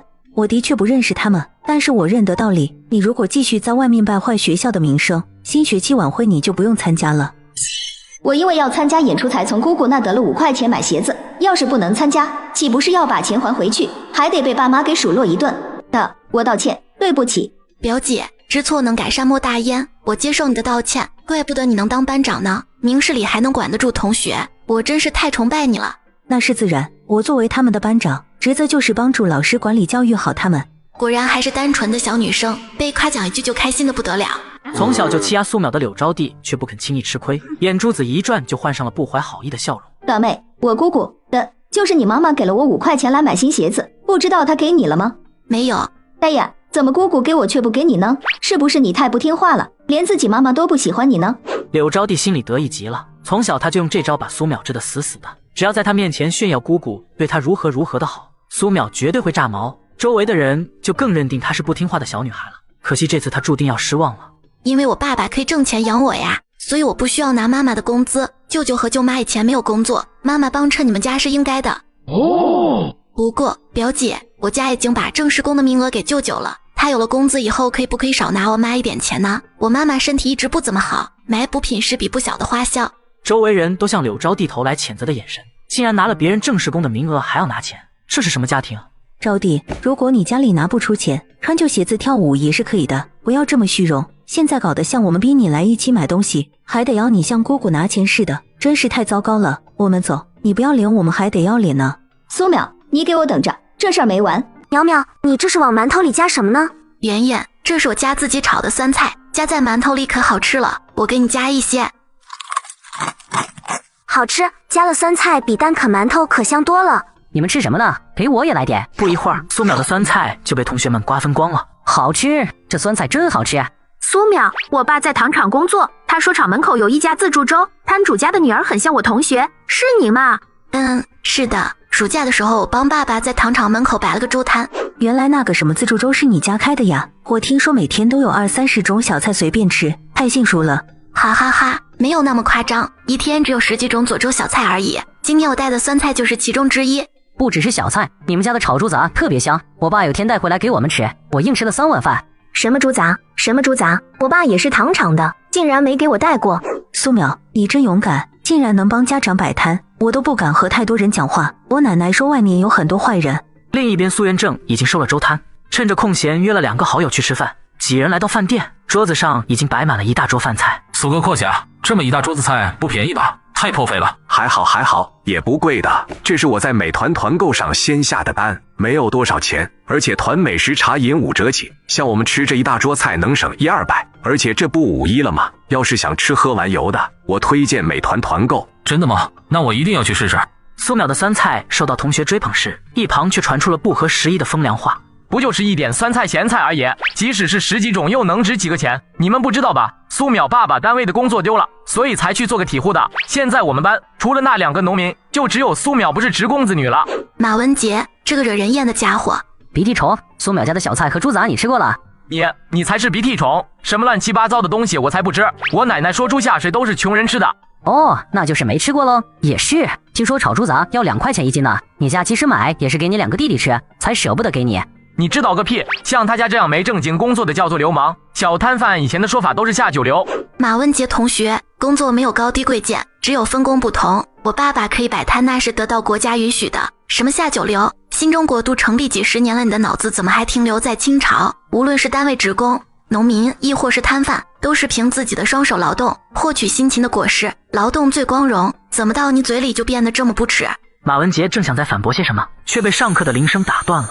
数学课上，班班主任在讲台讲课，苏淼在下面奋笔疾书，老师都忍不住夸她上课认真。只有同桌的李媛媛才知道苏淼根本没在听课，而是仅仅1节课的时间就把半本书的课程都过了一遍。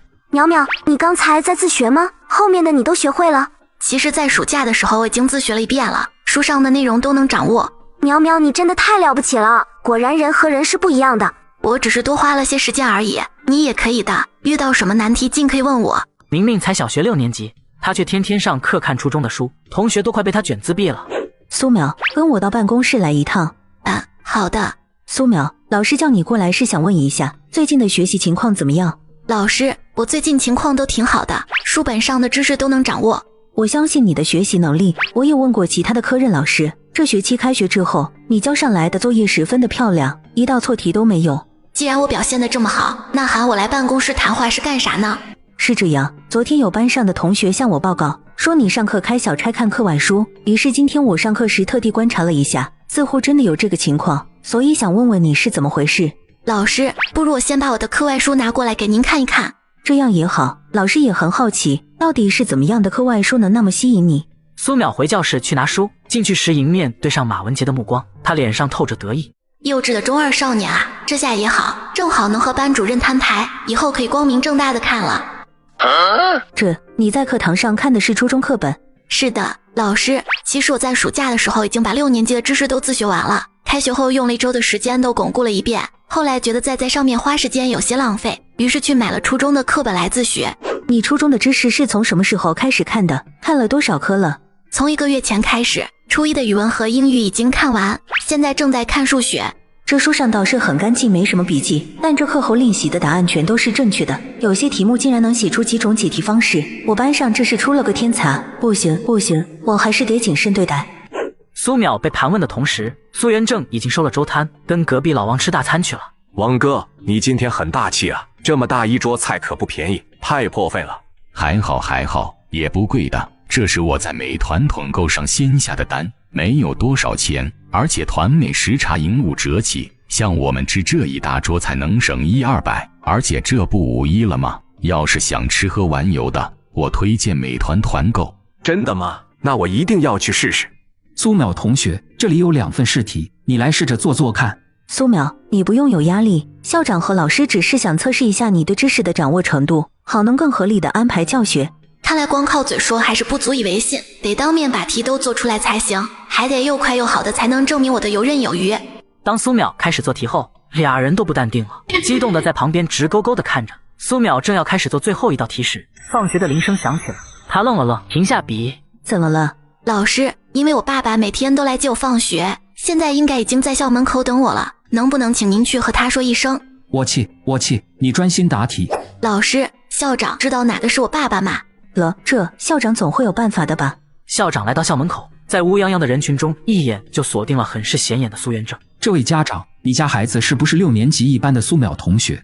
你好，我是苏淼的爸爸，请问您是？哈哈哈，我猜的果然没错，我是艺小的校长，苏淼正在我办公室呢，你跟我来吧。苏淼爸爸，校长，苏淼只用了20分钟就做完了整张数学试卷，没有任何犹豫和修改。20分钟，还是全程心算，太夸张了吧？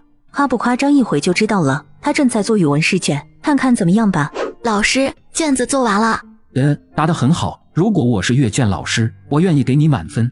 苏淼同学，这份是雍城一中这个学期出1分班卷，你应该知道雍城一中是市里最好的中学，凡是考入一中的同学，就有70%的几率考上高中。如果是在重点班，那就等于一只脚已经踏入了高中。而据我所知，今天他们分班考试，数学最高分是95，语文最高分是90分。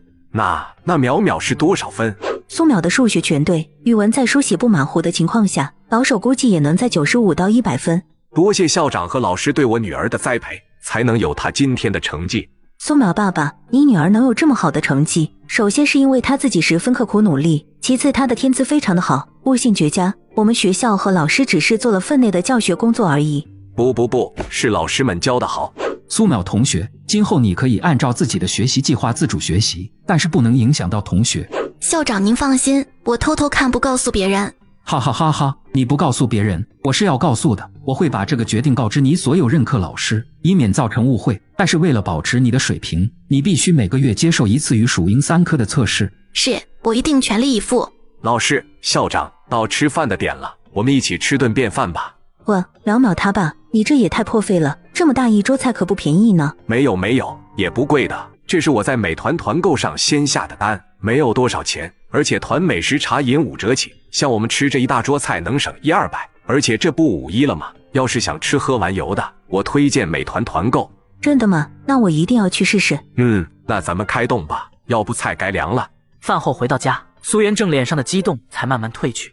苗苗，从小你妈妈在学业上就对你很严格，你今天的优秀离不开她的指导。虽然爸爸和妈妈已经分开了，但是她永远都是你的妈妈。我希望你不要恨她，也不要有对她不好的看法。好的，爸爸，血缘关系是改变不了的，我会用平常心对待妈妈，不恨她，不可能，我一定要报仇。只不过君子报仇10年不晚，等我足够强大了，一个都跑不了。在此之前，大家就一起演吧，不过前提是他们柳家不要再来招惹我。从这天开始，苏淼终于摆脱了在课堂上度秒如年的困境。抽屉里有一半是初中的课本。马文杰趁着体育课的空档，悄悄回到教室，翻起了苏淼的书桌。奇了怪了，我上次告状之后，老师为什么不惩罚苏淼呢？现在他更是变本加厉的看课外书，可所有老师却都视而不见。等我找到你看的小人书，人赃并获了，看你还能怎么办？可马文杰还没找到小人书，先翻到了一沓中学英语试卷。他在这一刻之前都十分确信自己就是全校英语最好的学生，可当看到苏淼做的那些试卷，他的世界观都崩塌了。老天爷，既生瑜何生亮啊！1985年，小女孩张嘴就问父亲要500块钱，下岗父亲竟问也不问就答应了。爸爸，你不问问我拿这笔钱的用处吗？你自然有正经需要的，不够再问爸爸要。才2个多月，我们家又多了4000块的存款了。我现在每天都跟做梦似的，谁能想到啊，摆摊卖粥这么赚钱？爸爸，可不是谁摆摊都能赚这么多钱，那是我们家手艺好，还不少摆摊亏本关张的呢。苏淼之所以问父亲只用500元，是他突然想起了集邮这个生财之道。我记得1980年出版的庚申年猴票发行量大，升值也十分迅猛。这枚邮票是第一轮生肖邮票的第一张，上一是我嘎的那一年，单枚庚申猴票的价格已经从8分钱涨到了2500元，而且还在连年增长。这还只是单张的价格，若是整联整版，单价会更高。这样的升值速度，在整个邮票界可以算是一段奇闻了。周末，苏淼到了邮局，在邮票展示柜台趴了好一会儿，里面陈列着琳琅满目的邮票，却没有他心心念念的那张猴票。小同志，你要买邮票吗？您好，请问这里有猴票卖吗？猴票？你是怎么知道这张邮票的？我听爸爸说过，上面蹲着一只小猴子，听说是几年前发售的。我爸爸属猴，但是以前没能买到这张，过几天他生日，我想送给他。真是个孝顺的小同志，你说的应该是庚申猴票，可能你不知道，这张票已经涨价了，用票额已经买不到了。爷爷，我知道的。现在猴票已经很贵了，但是我愿意用我所有的钱来。孩子，邮局里已经没有猴票的库存了，不过当时刚发布时，我有一位朋友买了很多，我可以帮你问问他愿不愿意出手。太好了，谢谢爷爷。如果您这位朋友能有4方联和整版，我都能买。小同志，你是认真的？据我所知，现在一枚猴票已经涨到了25元，单张就很紧俏了。整版猴票分发到全国各地邮局，大部分经过单个出售，整版猴票就更少了。所以整版的票可不是25乘以80的价格。我明白，您只管报我询价，我会量力而行。你略等等，我到后头去打个电话，一会儿给你回复。好的。这老职员口中说的朋友大概就是他自己，毕竟他在这里工作，对邮票的涨幅肯定很敏感。就一小会儿的时间，老职员就一脸喜色的出来了。小同志，你来，现在猴票行价是25块一枚，我朋友没有单张的，有4方联110块，整版80枚需要2400，怎么样？还是买个4方联算了，让你爸爸知道心意就成。爷爷，4方联和正版的能都卖给我吗？我爸爸很喜欢这枚邮票，我要是回去告诉他，他肯定希望有机会能够收藏。小同志，这么大的数额不好轻易与你交易，你若是能让你爸爸来，我可以让朋友把3个4方联和1个大版都卖给你。爷爷，一言为定，我们拉钩盖章。晚上当苏淼和父亲说这事的时候，苏元正意外的平静答应了。爸爸，我要花将近3000块钱去买目前没有用的邮票，你不觉得奇怪吗？要是别人家小孩说不定得挨顿揍。我前几日看杂志，就有看到一位作者说自家用收藏的邮票换了辆小汽车，不过倒是没有明说是什么邮票。应该就是我要买的这枚猴，5年前发行的，已经从8分涨到了25块1枚，以后还会持续涨。猴票，猴年发的那张吗？就只有一只猴子在上面的那个？对呀，就是那张。爸，你该不会也有吧？苏淼的爸字还没说完，苏元正就翻箱倒柜起来。就是这个了，当时你妈妈想给外省的亲戚寄信买的，用了4张，寄去的信都石沉大海了，这些就没再用了。没想到啊，我们家还能有这好东西呢。爸爸，有了这个真品做对比，明天我们就不怕买到假货了，我们得仔细的看。好，爸爸也仔细的看。既然我女儿说值钱，那我就得好好的收藏起来。第二天，妇女收摊之后，就来到了邮局的职工宿舍。李爷爷，这是我爸，跟我一样姓苏。爸，这是邮局的李爷爷。这小丫头，是你和你爸一样，还是你爸和你一样？哈哈哈！李叔，我女儿有些调皮，莫见怪。这样机灵的孩子才有出息。昨天我已经和小同志约好了，如果他真的带爸爸来，我就将邮票卖给他。现在我要和你再确认一下，这么贵的邮票你们真的要买吗？李叔，我们确实是很想买的，如果您能割爱，我们一定好好珍藏。这本集邮册是加大加厚的，是专门为了展示猴票买的，也一并给你们。你们先看看票吧。两人都是第一次看到整版的邮票，80枚猴票排列在一起，十分的壮观，让俩人大开眼界。爸爸，那我们按谈好的价格把钱给李爷爷吧。你们直接带钱过来了，我以为你们还要考虑考虑。李叔，既然淼淼昨天已经谈好了价格，那我们今天就是诚心实意的过来的。这里一共是2730块钱，您数一数。你们这就付钱了，不再讲价吗？李爷爷，猴票的市场价我们也有打听过的，您没有卖贵，这些邮票值这个钱，您数数。好，我是遇上敞亮人了，那我也敞亮些。其实这些邮票就是我家的，因为邮局里有规定，职工不能私自囤票，所以当初是我老婆去买的。好，现在我们现场点清，之后就是钱货两讫。随后李爷爷又絮絮叨叨地交代了很多保存邮票的心得，父女俩十分受教地认真听着，一一记了下来。在学校的时光总是过得很快的，眨眼就到了期末考试。苏淼不出意外的全考了满分，年级排名的红榜单贴在大门口，所有学生和家长都能看得到。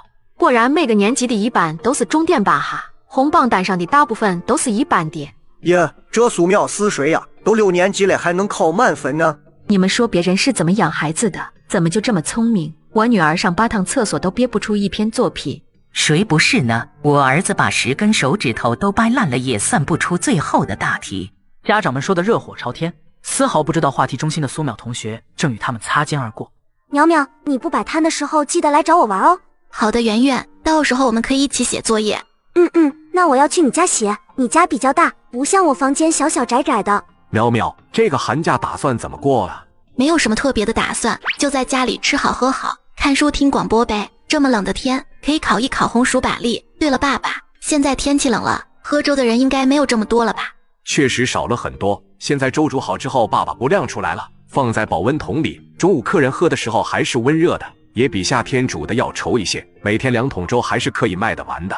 爸爸，我要开始试着做之前说的卤味了，接下去越来越冷，客人们大约就不太愿意在外头吹冷风喝粥了，我们改变下经营模式，卖外带的卤味。老板，这些香料按我写的分装好，谢谢。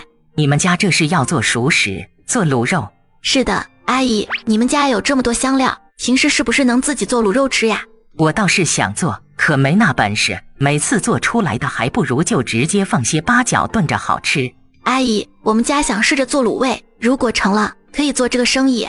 我开店这么多年，年年都有人来买香料说要配卤包的，可是这么多年过去了，也没见有哪家能开起来，可见不是那么容易的。这香料多一味少一味，吃起来就有天壤之别，除非你家有祖上的手艺。祖上的手艺没有，不过我有个机灵的小脑袋，说不定能成功。好呀，等你家生意做起来，我一定去帮衬。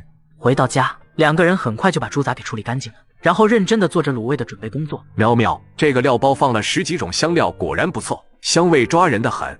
有时候香了也不一定好吃，得煮出来尝到嘴里才知道。没事儿，慢慢来，这次不行就多试几次，总能行的。在卤汁的过程中，苏淼时不时地掀开锅盖，翻动食材，使其受热均匀，每样食材都能充分地浸入卤汁。到了出摊时间，苏淼就跟着父亲出门，来到糖厂门口。糖厂大门口是风口处，小冷风嗖嗖地吹着，让人觉得格外的寒冷。所以现在已经很少有人愿意坐在外面喝粥了。无论是来吃自助粥的，还是买猪杂的客人，都选择打包带走。苏淼也把自助粥摊准备暂时歇业的消息告诉客人们。歇业？因为天气太冷了，喝粥的人少吗？但是我看你家的粥每天都能卖完啊。虽然也能卖完，但是每天需要的时间比以前久了。我爸每天站在这风口几个小时也怪冷的，所以我们想等天气暖和了再重新出来，这样更合时宜一些。也是，你看热的时候我是天天来你家吃，现在天冷了，我基本是2、3天才来一次，毕竟冬天嘛，还是得吃点扎实的米饭大馒头才顶得住些。啊，那我是不是得好几个月不能吃你家的炒猪杂了？炒猪杂还在卖的，这几天我们也会和客人们说，每天炒猪杂从限量30斤增加到50斤，可以预定。中午12点我爸准时送来。那还好，不然我得天天惦记着。其实我现在在研究卤味，先做下水的卤味，然后再慢慢增加到卤鸭脖、鸭掌、卤豆干、素菜之类的，不然你们老吃下水也腻歪。你会卤味，那可不容易啊，得有方子。我手里没有方子，需要慢慢试，所以现在还没做出来。不过再给我一些时间，绝对能给你们惊喜。你那么聪明，多琢磨琢磨肯定行。你看别人不会做的炒猪杂，你们家不就能行吗？到时候我还来光顾。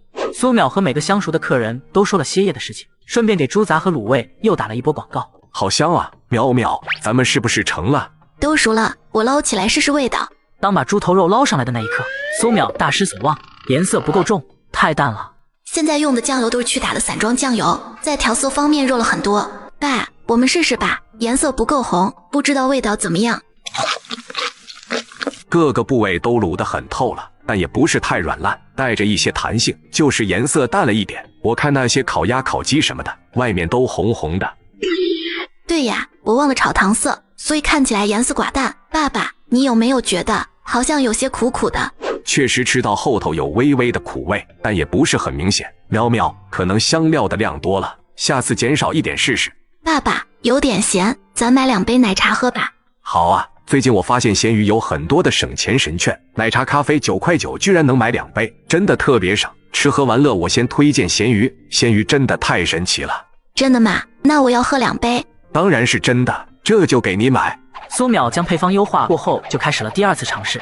不过这次他主要卤了些鸭货跟猪舌、猪心，这些处理起来没那么麻烦。苏淼在灶前好一顿忙活，刚卸下来看着火，院外却响起了一个突兀的声音：淼淼，你在家吗？是圆圆的声音。圆圆，你来找我玩嘛？快进来。我今天跟着爸妈到隔壁街表叔家，他家没有小孩，实在是太无聊了，我就想过来看看你在不在。你来的刚好，要是前2天我还跟着我爸去摆摊呢，之后就不用了。那你岂不是能到处玩了？你家煮什么这么香？香嘛，我在试着做卤味，你把书包放下，跟我进来烤火呗，我们聊会儿天。好呀，我带了1小盒奶糖，是我表叔给的，分你吃。圆圆，你喜欢吃卤鸭脖、卤鸭掌吗？平时我妈都是买活鸭回去自己杀，白切后点酱油或酸粥。鸭脖、鸭爪肉不多，都是我爷爷用来下酒的，我没怎么吃过，卤的我家也不会做。这是我新做的卤味，还得泡1个小时才能行。等好了之后你帮我尝尝，给点意见。俩人一边聊天一边等待时，送完炒猪杂的苏元正也回来了。淼淼，我觉得这次的味道对了，香得很。刚才从巷子进来，一路上好些个大爷大妈在问是谁家炖肉这么香。叔叔好。是圆圆来了，让淼淼别守着灶了，出去和你玩吧。没事的叔叔，我和淼淼一边烤火一边聊天。这个时候卤味也差不多了，苏淼掀开盖子，浓郁醇香迎面扑来。淼淼，这太香了，我真没闻过这么香的肉，不用试都知道肯定好吃。既然如此，那就不用试吃了。哈哈哈哈，逗你的，快帮我把那个大海碗拿过来。苏淼把卤味每样捞一些上来，把长长的鸭脖砍成小段，猪心、猪舌割下一块来切片，剩下的接着泡回卤水里。圆圆，你想吃哪个就尝，你算是我们家卤味第1个客人。李圆圆则毫不客气地拿起卤鸭爪开炫，苏元正也尝了尝猪心和猪舌。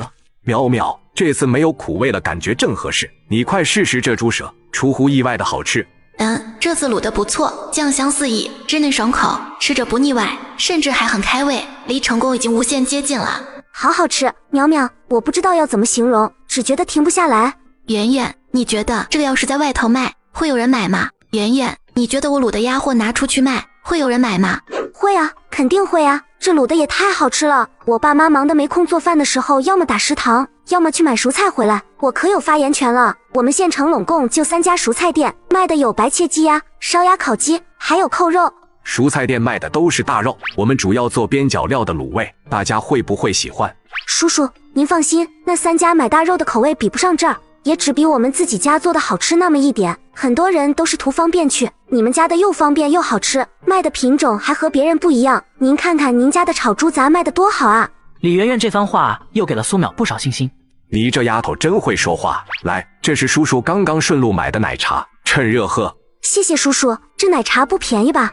不贵的，最近我发现闲鱼有很多的省钱神券，奶茶咖啡9块9居然能买2杯，真的特别省。吃喝玩乐我先推荐闲鱼，闲鱼真的太神奇了。真的吗？当然是真的。那我等下也试试。过了一会儿，李媛媛要回亲戚家去了。媛媛，你等等，我把卤味都打包了一点，你拿去给亲戚们都尝尝。别，淼淼，我可不能连吃带拿的。跟我就别客气了，你拿着去吃饭时加个菜，要是叔叔阿姨也觉得好吃，到时候好帮我们宣传宣传。行，你放心，到时候你开摊要是忙不过来就喊我，我整天在家都快闷死了。快吃饭了，我还说去找你呢。妈妈，我下午去和淼淼玩，她和她爸爸好厉害，不止炒猪杂好吃，做的卤味也好极了。李媛媛的亲戚是麻坊场馆食堂的李大厨，听他说炒猪杂就知道是哪家了。媛媛，你同学就是隔壁巷子姓苏那家吧？在糖厂门口卖自助粥的那家。对啊，就是那家，不过自助粥暂时歇业了，要等天气暖和了再开，现在准备卖卤味。他家的吃食的确做得不错，我们家离得近，经常过去和他买猪杂，味道好，给的量也实在。他们竟然还会做卤味，真是期待什么时候开始卖呢？什么时候开始卖不知道，但是您现在就能吃上，这是淼淼让我打包回来的。你这同桌能厨，有好东西是真给啊，香疼好吃。圆圆，怎么拿别人这么多东西？这不好。我刚才也说不拿，但是淼淼和叔叔都很热情，没事的，我和淼淼是最好的朋友，以后我有好吃的也分享给他。没事，以后我们多宣传宣传，帮衬他们家生意就成。你们别说，就我接触的那么多做生意的，真就是比我们这些在单位里的大方敞亮。对啊，以前都说做生意的精明，我倒是觉得他们虽然精明，但是敞亮。人明摆着说，我做生意的就是要赚钱的，我赚了钱你买的满意，那就是共赢。那是总好过单位里那些城府深深口蜜腹剑的要好相处多了。而且单位里每个月发多少钱到手都是定数，掰着手指头过日子。那些生意做得好的是真能赚啊，出手也阔绰多了。表哥，这个卤味看起来很好下酒的样子，不然我舍命陪君子，跟你喝2杯好了。切，你从进门就盯着我的酒一下午了，好吧？看在圆圆带了卤味回来的面子上，我就让你喝2口吧。淼淼，咱们又改良了4、5锅了，这锅算是成了吧？我觉得不用再改什么了。香料的配方就定这一套了，我觉得还可以弄一个辣油，想吃辣的就浇上一些，这样味道就齐全了。那这锅我们是自己吃还是可以卖了？爸爸，我们留一些够今天晚上吃的，剩下的一半送给平时要好的邻居，一半明天你去送猪杂的时候给客人试吃。对呀，让大家都尝尝，提意见。这卤味重盐重料，隔夜也不会坏。那我们是泡在锅里，还是和前几天一样捞出来？现在的味道刚刚好，再泡就过了。爸爸，我们把卤味捞出来放在大盆里，明天下锅一热，切好就可以带出门了。这个卤汁我要过滤好，留下一部分做老卤。老卤？什么叫老卤？是一直都用这一锅吗？老卤的确是指反复使用的陈年卤水，但不是只用这一锅，需要在卤汁用完之后过滤干净，妥善保存。下一次做卤味的时候，按原比例加入适量的新卤汁，这样长此以往味道会越陈越香。哦，所以那些百年老字号其实不光是有方子，还得有老卤才能把卤菜做得那么好吃。是的，不光是做卤味的有老卤，做面食的还有老面，都是老字号的绝招。前些年时运不济，很多东西都没能留下来，倒是给了我们新机会。爸爸，我们从现在开始留卤水，将来我们也做老字号。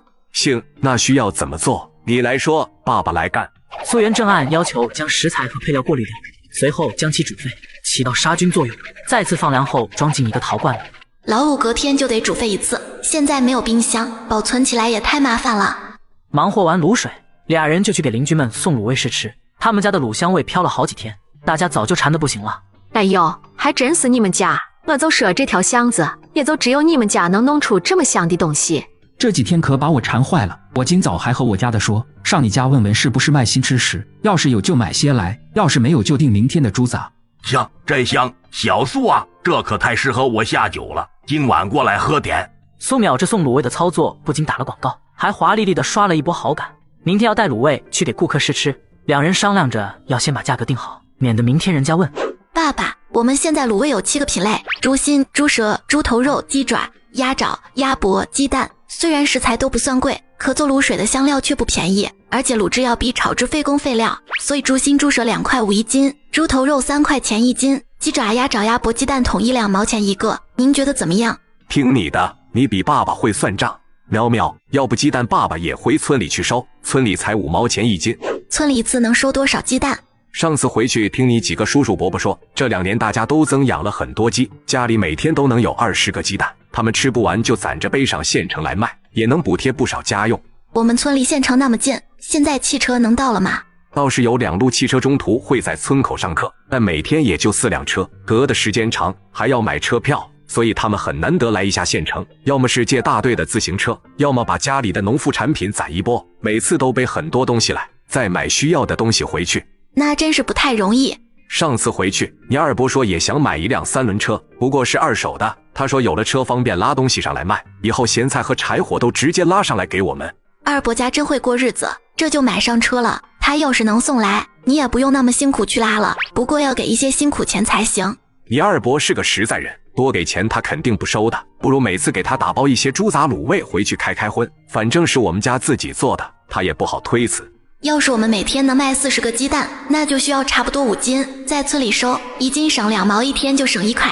爸爸，不如我们把在村里收鸡蛋的事儿拜托给二伯，他肯定知道谁家鸡蛋多，谁家靠谱，总好过你一家一家去收的好。这好呀，那什么时候运一趟？鸡蛋还是能保存挺久的。虽然鸡蛋在常温能保存大半个月，但是为了保证食材的新鲜，我们最好不要一次性囤太多，要不让二伯每周送1次鸡蛋，一次40斤，车里空余的地方还能拉柴火过来。除了鸡蛋和柴火钱，我们每次多付2块钱的辛苦费，您看这个数合不合适？合适，2块钱能多买1斤多的肉回去呢，再多他就不肯收了。明天送完猪杂我就回村去和他说。苏淼觉得现在家里没有电话真是不太方便，有什么事情都得找到人才能说。女孩重回1985年，带着父亲摆摊卖粥。如今天冷吃粥的少了，她又开发出了卤味，每个来买粥的顾客，女孩都会让顾客免费品尝。这么冷的天你也来了，守着这小锅是干啥的？好香，你把卤味做出来了？刚做出来的。我吃过卤肉，家里也自己试着做过，煮的时候也挺香，但比不上你这个。然后放凉了之后，感觉味道就一般了。不知道你做的这个怎么样？这个卤味还确实比我想象中的复杂，香料的配比、食材的选择、卤制的时间和火候都有讲究，我也是费脑子调整了几次才成的。来，你尝尝我做的怎么样？叔叔阿姨、哥哥姐姐们都来尝一尝，有什么意见尽管提。那这是我刚买的奶茶，送给你喝。这一杯奶茶不便宜吧？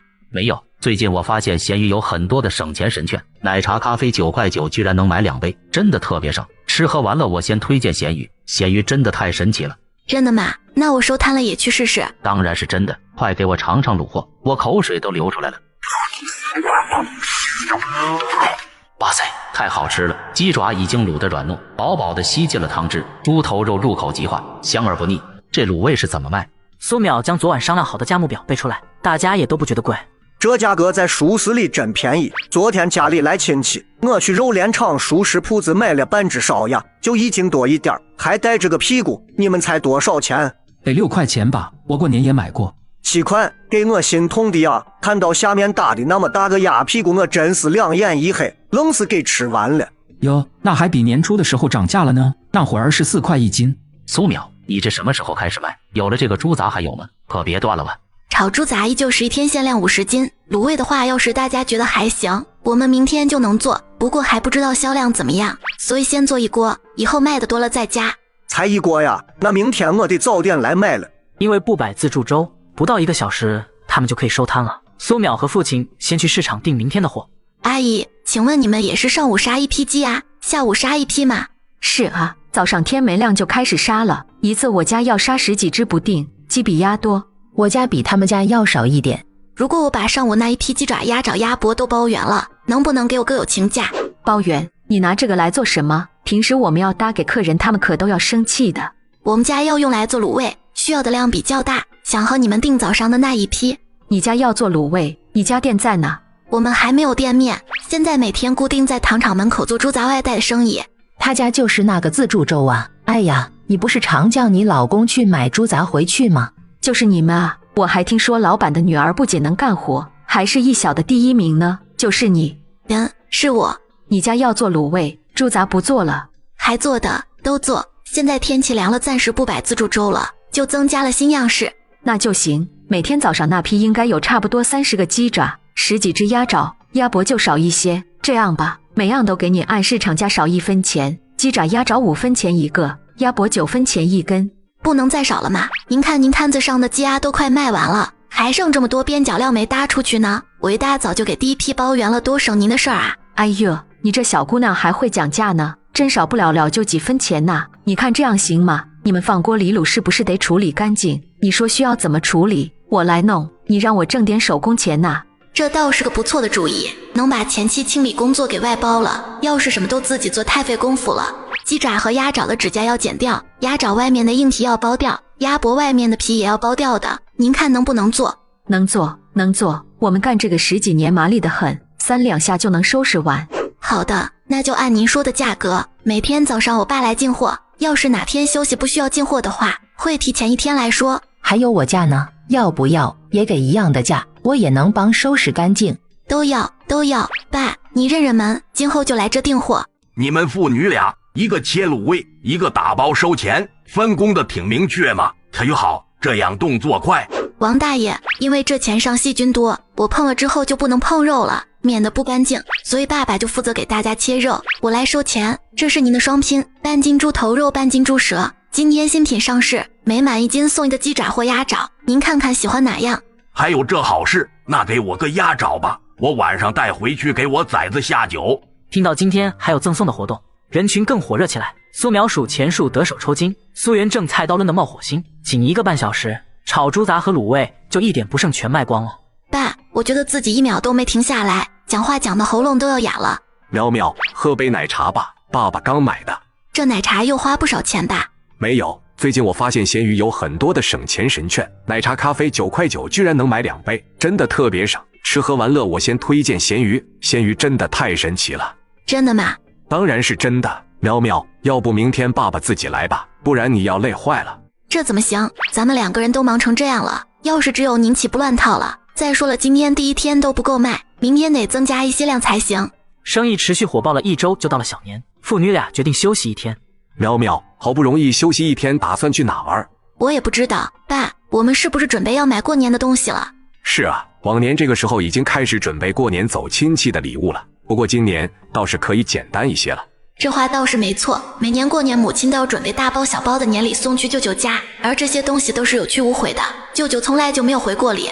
爸，今年咱有钱了，想买啥就买啥。初2的时候你提上年礼去你舅舅家拜年吧，毕竟你妈妈还在那里呢，和她吃个团圆饭。我不去，爸，我在舅舅家从来没吃饱过，那年礼给他还不如给二伯，我觉得往年给二伯的礼都太轻了，今年要多送些。好吧，可以不去吃饭，但是几包点心糖果还是要送去的，他们不好归他们的，不要让别人挑你的错处。苏淼和父亲到街上逛了好半天，回城的时候车斗里都是战利品。我怎么觉得前面那群小伙子中有个看起来怎么那么眼熟呢？那人不是二伯家的玉哥吗？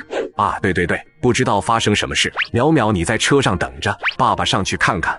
苏元正过了一会就带着侄子回到了3轮车处。先跟我回家去吧，回去你再慢慢讲。淼淼，吃糖。一哥，每次见我你都请我吃糖。嘿嘿，小孩不都是喜欢吃糖吗？叔，我重，不上车了，我在后头跟着，跑不丢。少啰嗦，上车，我才36，有把子力气，还能让你小子看扁了。一哥，你上县城来找活吗？你咋猜出来的？上次你回去，我还在大队当秘书。刚才大街上和你在一起的那些大哥哥看起来像是来打零工，而你又拿着这么大个包，里面是不是装着行李？嘿，要么我爸妈都说你是我们这辈最聪明的呢，全给你猜对了。大队里的位置让大队长妹夫顶了，我寻思年前来干点活儿补贴一下。昨天发生了一些事，种子公司的领导说不用我了。你是到种子公司的仓库帮装卸是吗？年前收了一批临时工，给种子装袋搬运，不止种子，还有农药、薄膜什么的。上来也不和你叔打个招呼，来，先喝杯奶茶，刚刚在街上买的。叔，这奶茶不便宜吧？没有，最近我发现闲鱼有很多的省钱神券，奶茶咖啡9块9居然能买2杯，真的特别省。吃喝玩乐我先推荐咸鱼，咸鱼真的太神奇了。真的啊？那谢谢叔了。快喝吧，别客气了。你这到底是发生什么事了？种子公司招了一大批年轻人，有男有女，其中有几个天天不干活，还喜欢欺负别人。领头的喜欢一个李村的女孩子，可人家不愿意。他昨天晚上竟然跑到女生住宿的地方去闹事，把那女孩子和自己锁在房间里了。我看不过去，就把门踹开了。谁知道他就站在门后边，往前摔了一跤，破了点皮。他是招工负责人的小舅子，所以见义勇为惹到有靠山的人，被穿小鞋了。这几天的工钱给你结了吗？接下来什么打算？已经接了，干了10天，包吃不包住，1天1块2毛钱。我也不知道上哪还有活计，只能回去等过完年再上来慢慢找。不包住？那这几天你都在哪住的？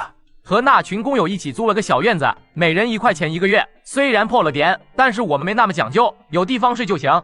那么多人挤一个小院子，确实讲究不了什么。现在卤味才开始做，每天1锅的量，做好后出摊。这个工作量对我哥小学生来说已经饱和，如果没有新的劳动力加入，产量没办法增加，而且每天又是猪杂又是卤味的，排队的人多，他和爸爸忙不过来，总要客人等很久，不太好。如果要请人少，外面的还不如堂哥知根知底。不过我现在对这个堂哥也只是面上的了解，到底能不能信任还不能打包票。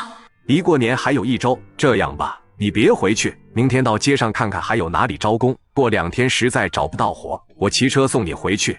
不用，我能自己回。我要给拉年里回去，顺路的事，要不这2天先住我这。不行，我爸交代了，不能来麻烦叔。既然这样，我还是回那边和工友们一起住就行了。那就随你吧。不过1日3餐一定要过来吃，每日中午我和淼淼要去出摊，11点就吃中餐，你也来早些，就已经快到饭点了，留下吃晚饭吧。妈呀，这大碗的猪头肉也太香了，比过年老妈炖的大肥肉还要香。吃菜，这是自家做的卤味，我和你妹妹每天都要做这些卤味来卖。叔，明天你们几点开始干活？我过来帮忙。哎呀，做吃食的好像很忌讳外人随便帮忙的，我这话说的太唐突了。叔，我就帮着洗洗涮涮，搬东西蹬3轮什么的，等忙完了我再出去找活。不用，我和淼淼能忙得过来。第2天上午8点，苏玉就来敲门了，进院子就闷头洗猪杂洗锅，连厨房都不敢进。有了这个青壮劳动力的加入，进程就快了许多。苏玉，来喝杯奶茶解渴。又让叔破费了？没有，最近我发现闲鱼有很多的省钱神券，奶茶咖啡9块9居然能买2杯，真的特别省。吃喝玩乐我先推荐闲鱼，闲鱼真的太神奇了。是吗？那我等会也试试。摆摊时，苏玉也是一点也不见局促，在观察了一下后就很快上手了，帮忙打包称重，就是不去接钱。有了他的加入，父女俩轻松多了，售卖的速度也快了不少，顾客也不用大排长龙了。爸，玉哥干活能顶3个我，有他帮忙轻松多了。今天卤了2锅，加上50斤炒猪杂，1个多小时就把东西卖光了。早上也不用忙这么久，还能安安稳稳的吃午饭。反正他现在也没找到活，年前可以让他来帮忙，那年后还让他来不？先看看这几天的表现吧，要是好，年后还来。毕竟过完年不久就要上学了，您一个人做不过来2样东西，到时候我把做卤味的方法教给您，您只管做灶台上的就行。那也好，工钱怎么给？1个月40块钱怎么样？我们休息的时候他也休息，比干苦力强，就是得考虑一点，是不是让玉哥住家里？不是我多疑，毕竟家里现在藏着不少好东西。是啊，家里现在有金子邮票和老卤，确实不太方便。玉哥现在在外面住，就先这么着，等过年要是还用他就证明人还可信，到时候把前排那间空房收拾出来给他住，平时出门您把自己房门锁上，咱们东西藏得严实也不容易被发现。至于老卤，没有我的方子，拿着用处也不大。好，就听你的。4日，苏玉照常来帮忙，苏元正就把要雇他干活的事说了。我来帮忙是应该的，怎么能拿时蔬钱呢？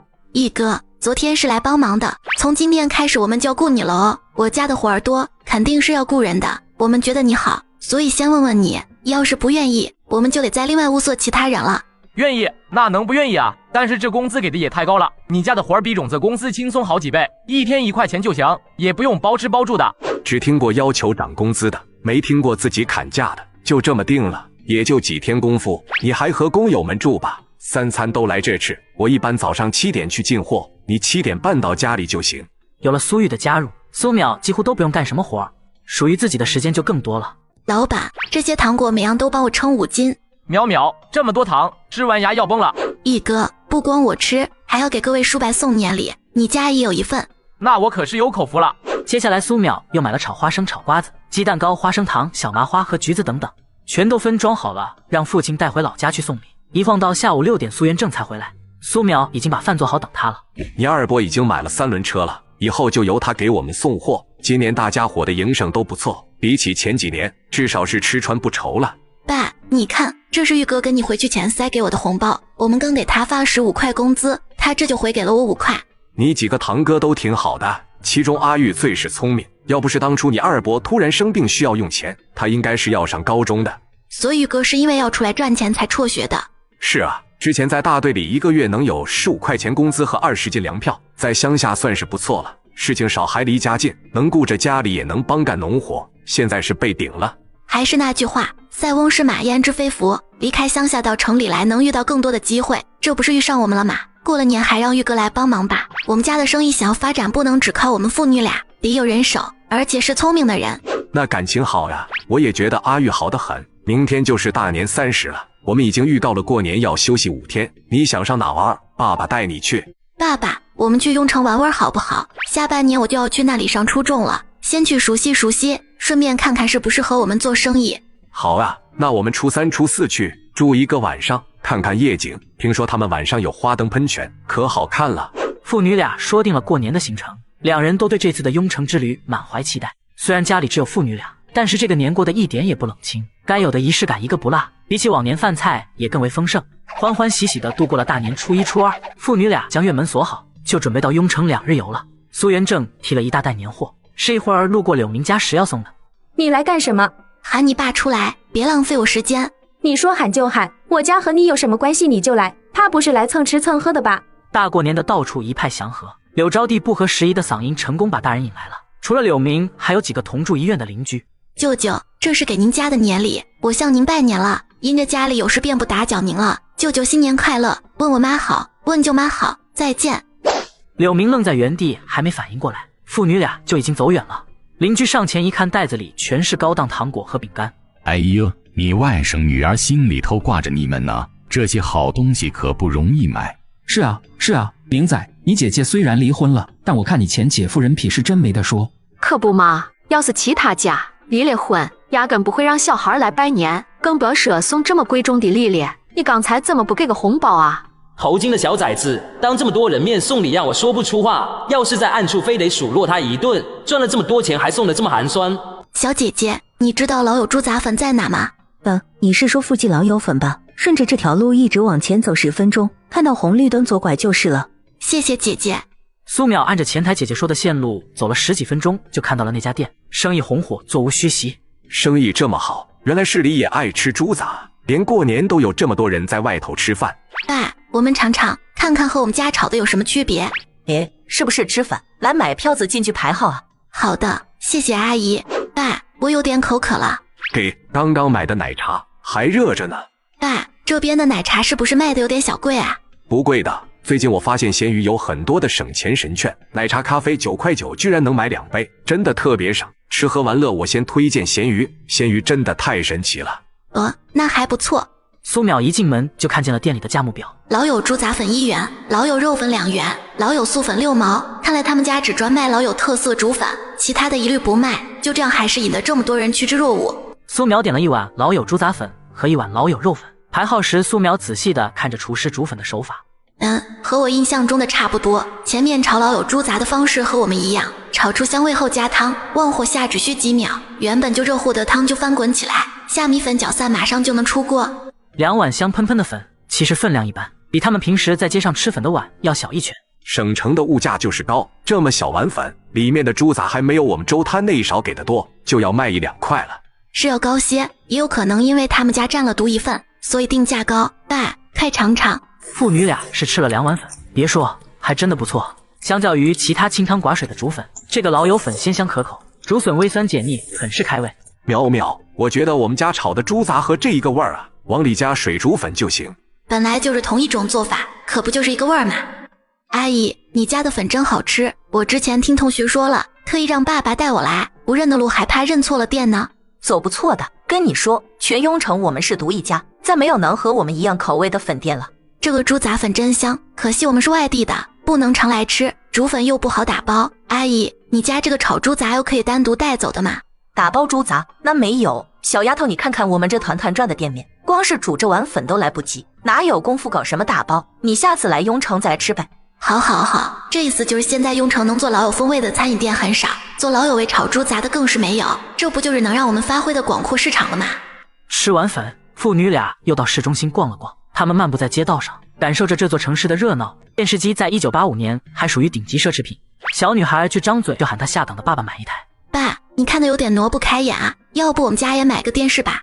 真的？我们也买吗？妈妈把收音机带走了，家里都没有娱乐设备，光看树叶挺无聊的，买个电视回去看看晚会电视剧。好，那我们也买一台。同志，你看，黑白的、彩色的、小的、大的，你先说说想要什么样的，我好给你推荐。苗苗，你来拿主意吧。我想想，爸爸，我有点没吃饱，刚刚那碗猪杂粉分量太少了。给你，这是我刚刚街上买的炸鸡。好香啊，这炸鸡是不是有点贵啊？不贵的，最近我发现闲鱼有很多的省钱神券，汉堡炸鸡9块9就能买全套，真的特别省。吃喝玩乐我先推荐闲鱼，闲鱼真的太神奇了。那太划算了，明天我还要吃。好，爸爸给你买。爸爸，我想好了，电视买了要用很久呢，天天看，还是买彩色的大点的，对眼睛好。同志，你有供应券吗？没有，不是不用券了吗？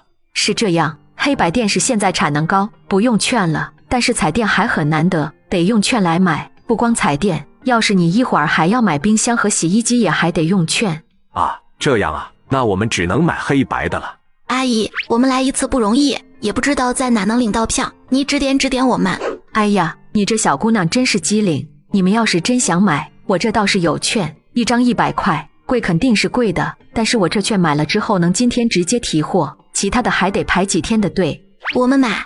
好嘞，你们先来选电视，有看得上的才用券不是？牌子的话，这里有国产的金星、熊猫、凯歌，还有日本进口的夏普和日立。现在销量最好的其实是17寸的熊猫黑白电视，不过你们想要彩电的话，我还是推荐进口的。不要日本的，还是要国产的吧。最后俩人选了一台17英寸的熊猫彩电，价格是1689元，比14寸黑白的500元贵了3倍。幸好听了你的话，带了2000块钱来，不然就买不了电视了。大哥，你看啊，这是电视，这是配套的天线，说明书都在这了，我们现在装起来开下机，要是没问题你就可以提走了。阿姨，我见别人家的天线像大锅盖，这个怎么没有？你说那个呀，那个是加强信号的，得另买，我建议你们回县里再买，不然不好带回去，你们那要是信号好，也不一定需要的。买了彩电，苏淼又到旁边看了看冰箱，相对于彩电，买冰箱的人相对少很多，因为很少人用过，所以没什么概念。而苏淼却知道它能对食材的保鲜起到很大的作用，像他们家做餐饮的也很需要。苗苗，你想要电冰箱呀？这次钱带的不够，等回去取了钱再来买。先不买，爸，你忘了，还有不到半年我们就要来雍城，买那么多家电，到时候放家里不用会坏，运大件来又麻烦，还不如到时候来了再买。买了彩电，苏元正可算是心满意足了，雄赳赳气昂昂扛着回招待所，路上不少人投来羡慕的眼光，让他的腰板挺得更直了。苏淼跟爸爸难得来一次雍城，俩人是看见好吃的就要尝一尝，整天逛吃的。这一小碟子豉汁排骨就要2块钱，不过确实好吃，就是太贵了，拢共就5块，算下来4毛钱一口排骨。物以稀为贵，现在像样的餐厅还不太多，竞争小，这种早茶店就更少了，都是给有钱人享受的。是啊，你看这装潢、餐具和摆盘多精致啊！一般百姓喝碗粥、吃碗粉就很满足了，哪里还有心思搞这些？爸爸，按照现在的经济形势，之后贫富差距会更迅速的扩大。虽然我们要保持初心，但也不能被时代甩下，要迎头跟上才是。这次来雍城，爸爸也是感受到了什么叫山外有山。以前觉得咱们宁县县城和下面乡镇比起来已经很好了，到了这儿才真正知道什么叫做繁华。地域的发展程度不一样，雍城作为首府，一个普通人家的生活水平放在宁县那都是顶尖的了。苗苗，爸爸一定努力做买卖，我们家要在雍城扎下根来。就这样，一顿午餐愣是成了一节思想促进课。回到旅馆已经12点了，招待所并没有限定退房时间，但是父女俩也要收拾东西准备回去了。爸，你说我们就这样明晃晃的扛着大彩电回去，会不会引起围观啊？那必须的，你没见上回我们买3轮车都被邻居们围得水泄不通，这回可是大彩电啊！我们巷子那么多户人家，也就只有吴大叔家有个14寸的黑白电视呢。吴大爷家晚上总有不少邻居去看电视，热闹得很。对呀，大家都喜欢看。不对，我们家不好进这么多人吧？苗苗，你看这咋办？人多嘴杂，还影响你休息学习。但是邻居们要来又不好拒之门外。那我们就偷偷运回去，不让别家知道。反正我们家是独门独院，平时没人来串门，放在客厅里他们也不知道。要不我们搭最晚的一班车回去，到的时候天已经黑了。原本想着回到车站后找个3轮车，但那个时候已经没了。不过没事，扛半个小时路程，爸爸还是顶得住的。爸，那电视10几斤重，你怎么顶啊？顶得了。你顶不了。顶得了。你顶不了。顶得了。爸，之前玉哥好像说初3下午要来宁县参加同学聚会，你打电话去村里问问他出门没有，又是没有让他晚上骑3轮车来接我们，记得带上车里的那床被子，幸好之前给了他院门钥匙没拿回来。好，我赶紧打电话找苏玉，希望这小子还在村里。明明是扬眉吐气的第一家买大彩店，父女俩却像做贼一样偷偷摸摸，生怕邻居们知道了。苗苗，我们摸黑回去，应该不会被人发现了吧？爸，要不要拿纸把字都糊住，这样别人看外壳即使看得出是电视，也不知道是大彩电，稍微能低调那么一点点。有道理，这样应该就看不出来了。父女俩等到傍晚坐最后一班车回到了宁县，等到车站时，天已经暗了下来，车站里已经空空荡荡，车站外连小摊贩都没了，只有苏玉坐在3轮车上等着。说，苗苗，你们总算到了，上车吧。苏元正和苗苗上了车，就用被子把大纸箱牢牢地盖住。小玉，辛苦你在外面等了几个小时。没什么的，师叔，就是赶着来没吃饭，这会肚子饿得慌了。你早说啊！来，这是叔刚刚顺路买的汉堡，你先垫垫肚子。谢谢叔，这什么汉堡是不是很贵啊？不贵的，你快吃吧。最近我发现闲鱼有很多的省钱神券，汉堡炸鸡9块9就能买全套，真的特别省。吃喝玩乐我先推荐闲鱼，闲鱼真的太神奇了。那还挺划算的。叔，我吃完咱们就出发。行，麻利点，咱们直接回家。苏玉看到苏元正严肃的神色，内心也紧张了起来。这是咋了？特地打电话喊我来接，神色还这么紧张。石叔和堂妹到底是去干啥了？纸箱里该不会装着什么违禁物品吧？快，得赶紧回到家，帮石叔把东西藏起来。3轮车一刻不停地冲进苏家院子，苏玉熟练地将车停好，苏元正抱着大纸箱就进了屋子。还好没被人发现。苗苗，这么晚是不是饿了？爸爸这就去给你们煮面，阿玉也一起吃点。煮面不先脏东西吗？玉哥，你该不会以为我们在做倒买倒卖这种违法犯罪的事情吧？啊，不是吗？苏元正小心翼翼地将纸箱打开，然后缓缓搬出里头的大彩电。叔，你买电视了？这么大的电视？买了，还是彩色的。现在条件好点了，也享受。不过我们家做吃食买卖，太多人盯着了，得低调一点。所以我和你妹妹才决定趁着天黑让你来接。哇，我明白，叔，你放心，我嘴最严实，出去指定一句话也不说。玉哥，你瞅瞅说明书，看能不能安装起来。我装，我粗手粗脚的，会不会给弄坏了？没事儿，你就按着这个说明书来装，坏不了。你家里不是有很多自己做的东西吗？哪里就粗手粗脚了。苏玉拿着说明书，仔细地阅读每一行字，生怕错过任何一个细节，然后小心翼翼地拿起各个部件，按照说明书上的步骤逐一安装。当苏元正端着热气腾腾的鸡蛋面进来时，苏玉已经挂好了天线，将电视装好了。3人一边吃面一边看起了彩色电视。小玉，过完年你还是继续来给叔帮忙吧。好嘞，叔，苗苗，你们放心，我一定努力干活，而且有关生意上的事情一个字都不会给外人说。我和苗苗肯定是对你信任才让你来的，既然要在家里干活，住外面总归不方便。你看贴着饭厅的那个房间，虽然很久没住人，但是没有破败，每隔一段时间都会打扫。如果你不嫌弃，我就整理出来让你住。不嫌弃？怎么会嫌弃？叔，你家院子比我家好多了呢，大青砖大青瓦，我们村除了大队都没有这样好的房子。今天时间晚了，就先跟叔一起对付一宿，明叔再给你收拾房间。如果苏元正每天就闷头做生意，他可能到现在都没发现门卫王大爷已经1周没看大门了，更不会想到糖厂变天了。苗苗，王大爷已经1周没来了。今天我去后勤部找王主任，科员说他已经被调走了。那我们租约续了吗？还没有，他们说新的后勤部主任还没有到任，定不了，到时候租期到了会把押金退给我们。爸爸，我觉得这个摊位以后很有可能租不到了。苗苗，你是觉得换了领导等于换了天？没错，这个摊位本来就很多人眼红，要是有人在新主任上任前走关系，把我们换掉也不是没有可能。说，苗苗，要不我们也去找关系？且不说我们还不知道新主任是谁，按着今天几个科员的态度，应该是早就得了信不和我们续租了，要不然即使主任没到，难道副主任不能签吗？总归是要到厂长那盖章的，谁过手不是过呢？这可怎么办呀？爸爸、毅哥，你们先不要急，照常出摊，明天周末我和你们一起去看看。即使租不了也没事，先随便找个地方凑合凑合。月底你就要考试了，别分心，考完之后我们就要去雍城了。我知道的，我们吃饭吧，我肚子已经咕咕咕的叫了。是啊，叔，我也有些了。好，今天给你俩加餐，请你们去吃炸鸡。爸，你咋突然这么大方？回家路上捡到钱了？没有，是我最近发现闲鱼有很多的省钱神券，汉堡炸鸡9块9就能买全套，真的特别省。吃喝玩乐我先推荐闲鱼，闲鱼真的太神奇了。那还等什么？我们这就去吃吧。早点吃完早点休息，明天我们再去看看摊位的事该咋办。次日出摊时，苏淼抓住了过来打包卤味的小胖哥。小胖哥，你也太不够意思了，这么大的事儿也不先通通气。不是我故意不说，这个人事调动来的非常突然，今日下来明日升降，我也是前几天才知道清楚，这不是想等你周末来了再和你说吗？所以王主任是高升了还是平调？连王大爷也调走了。哎呀，不止王主任，我叔也调走了。厂长也调走了，那可是真的变天了，快具体说说，我好奇死了。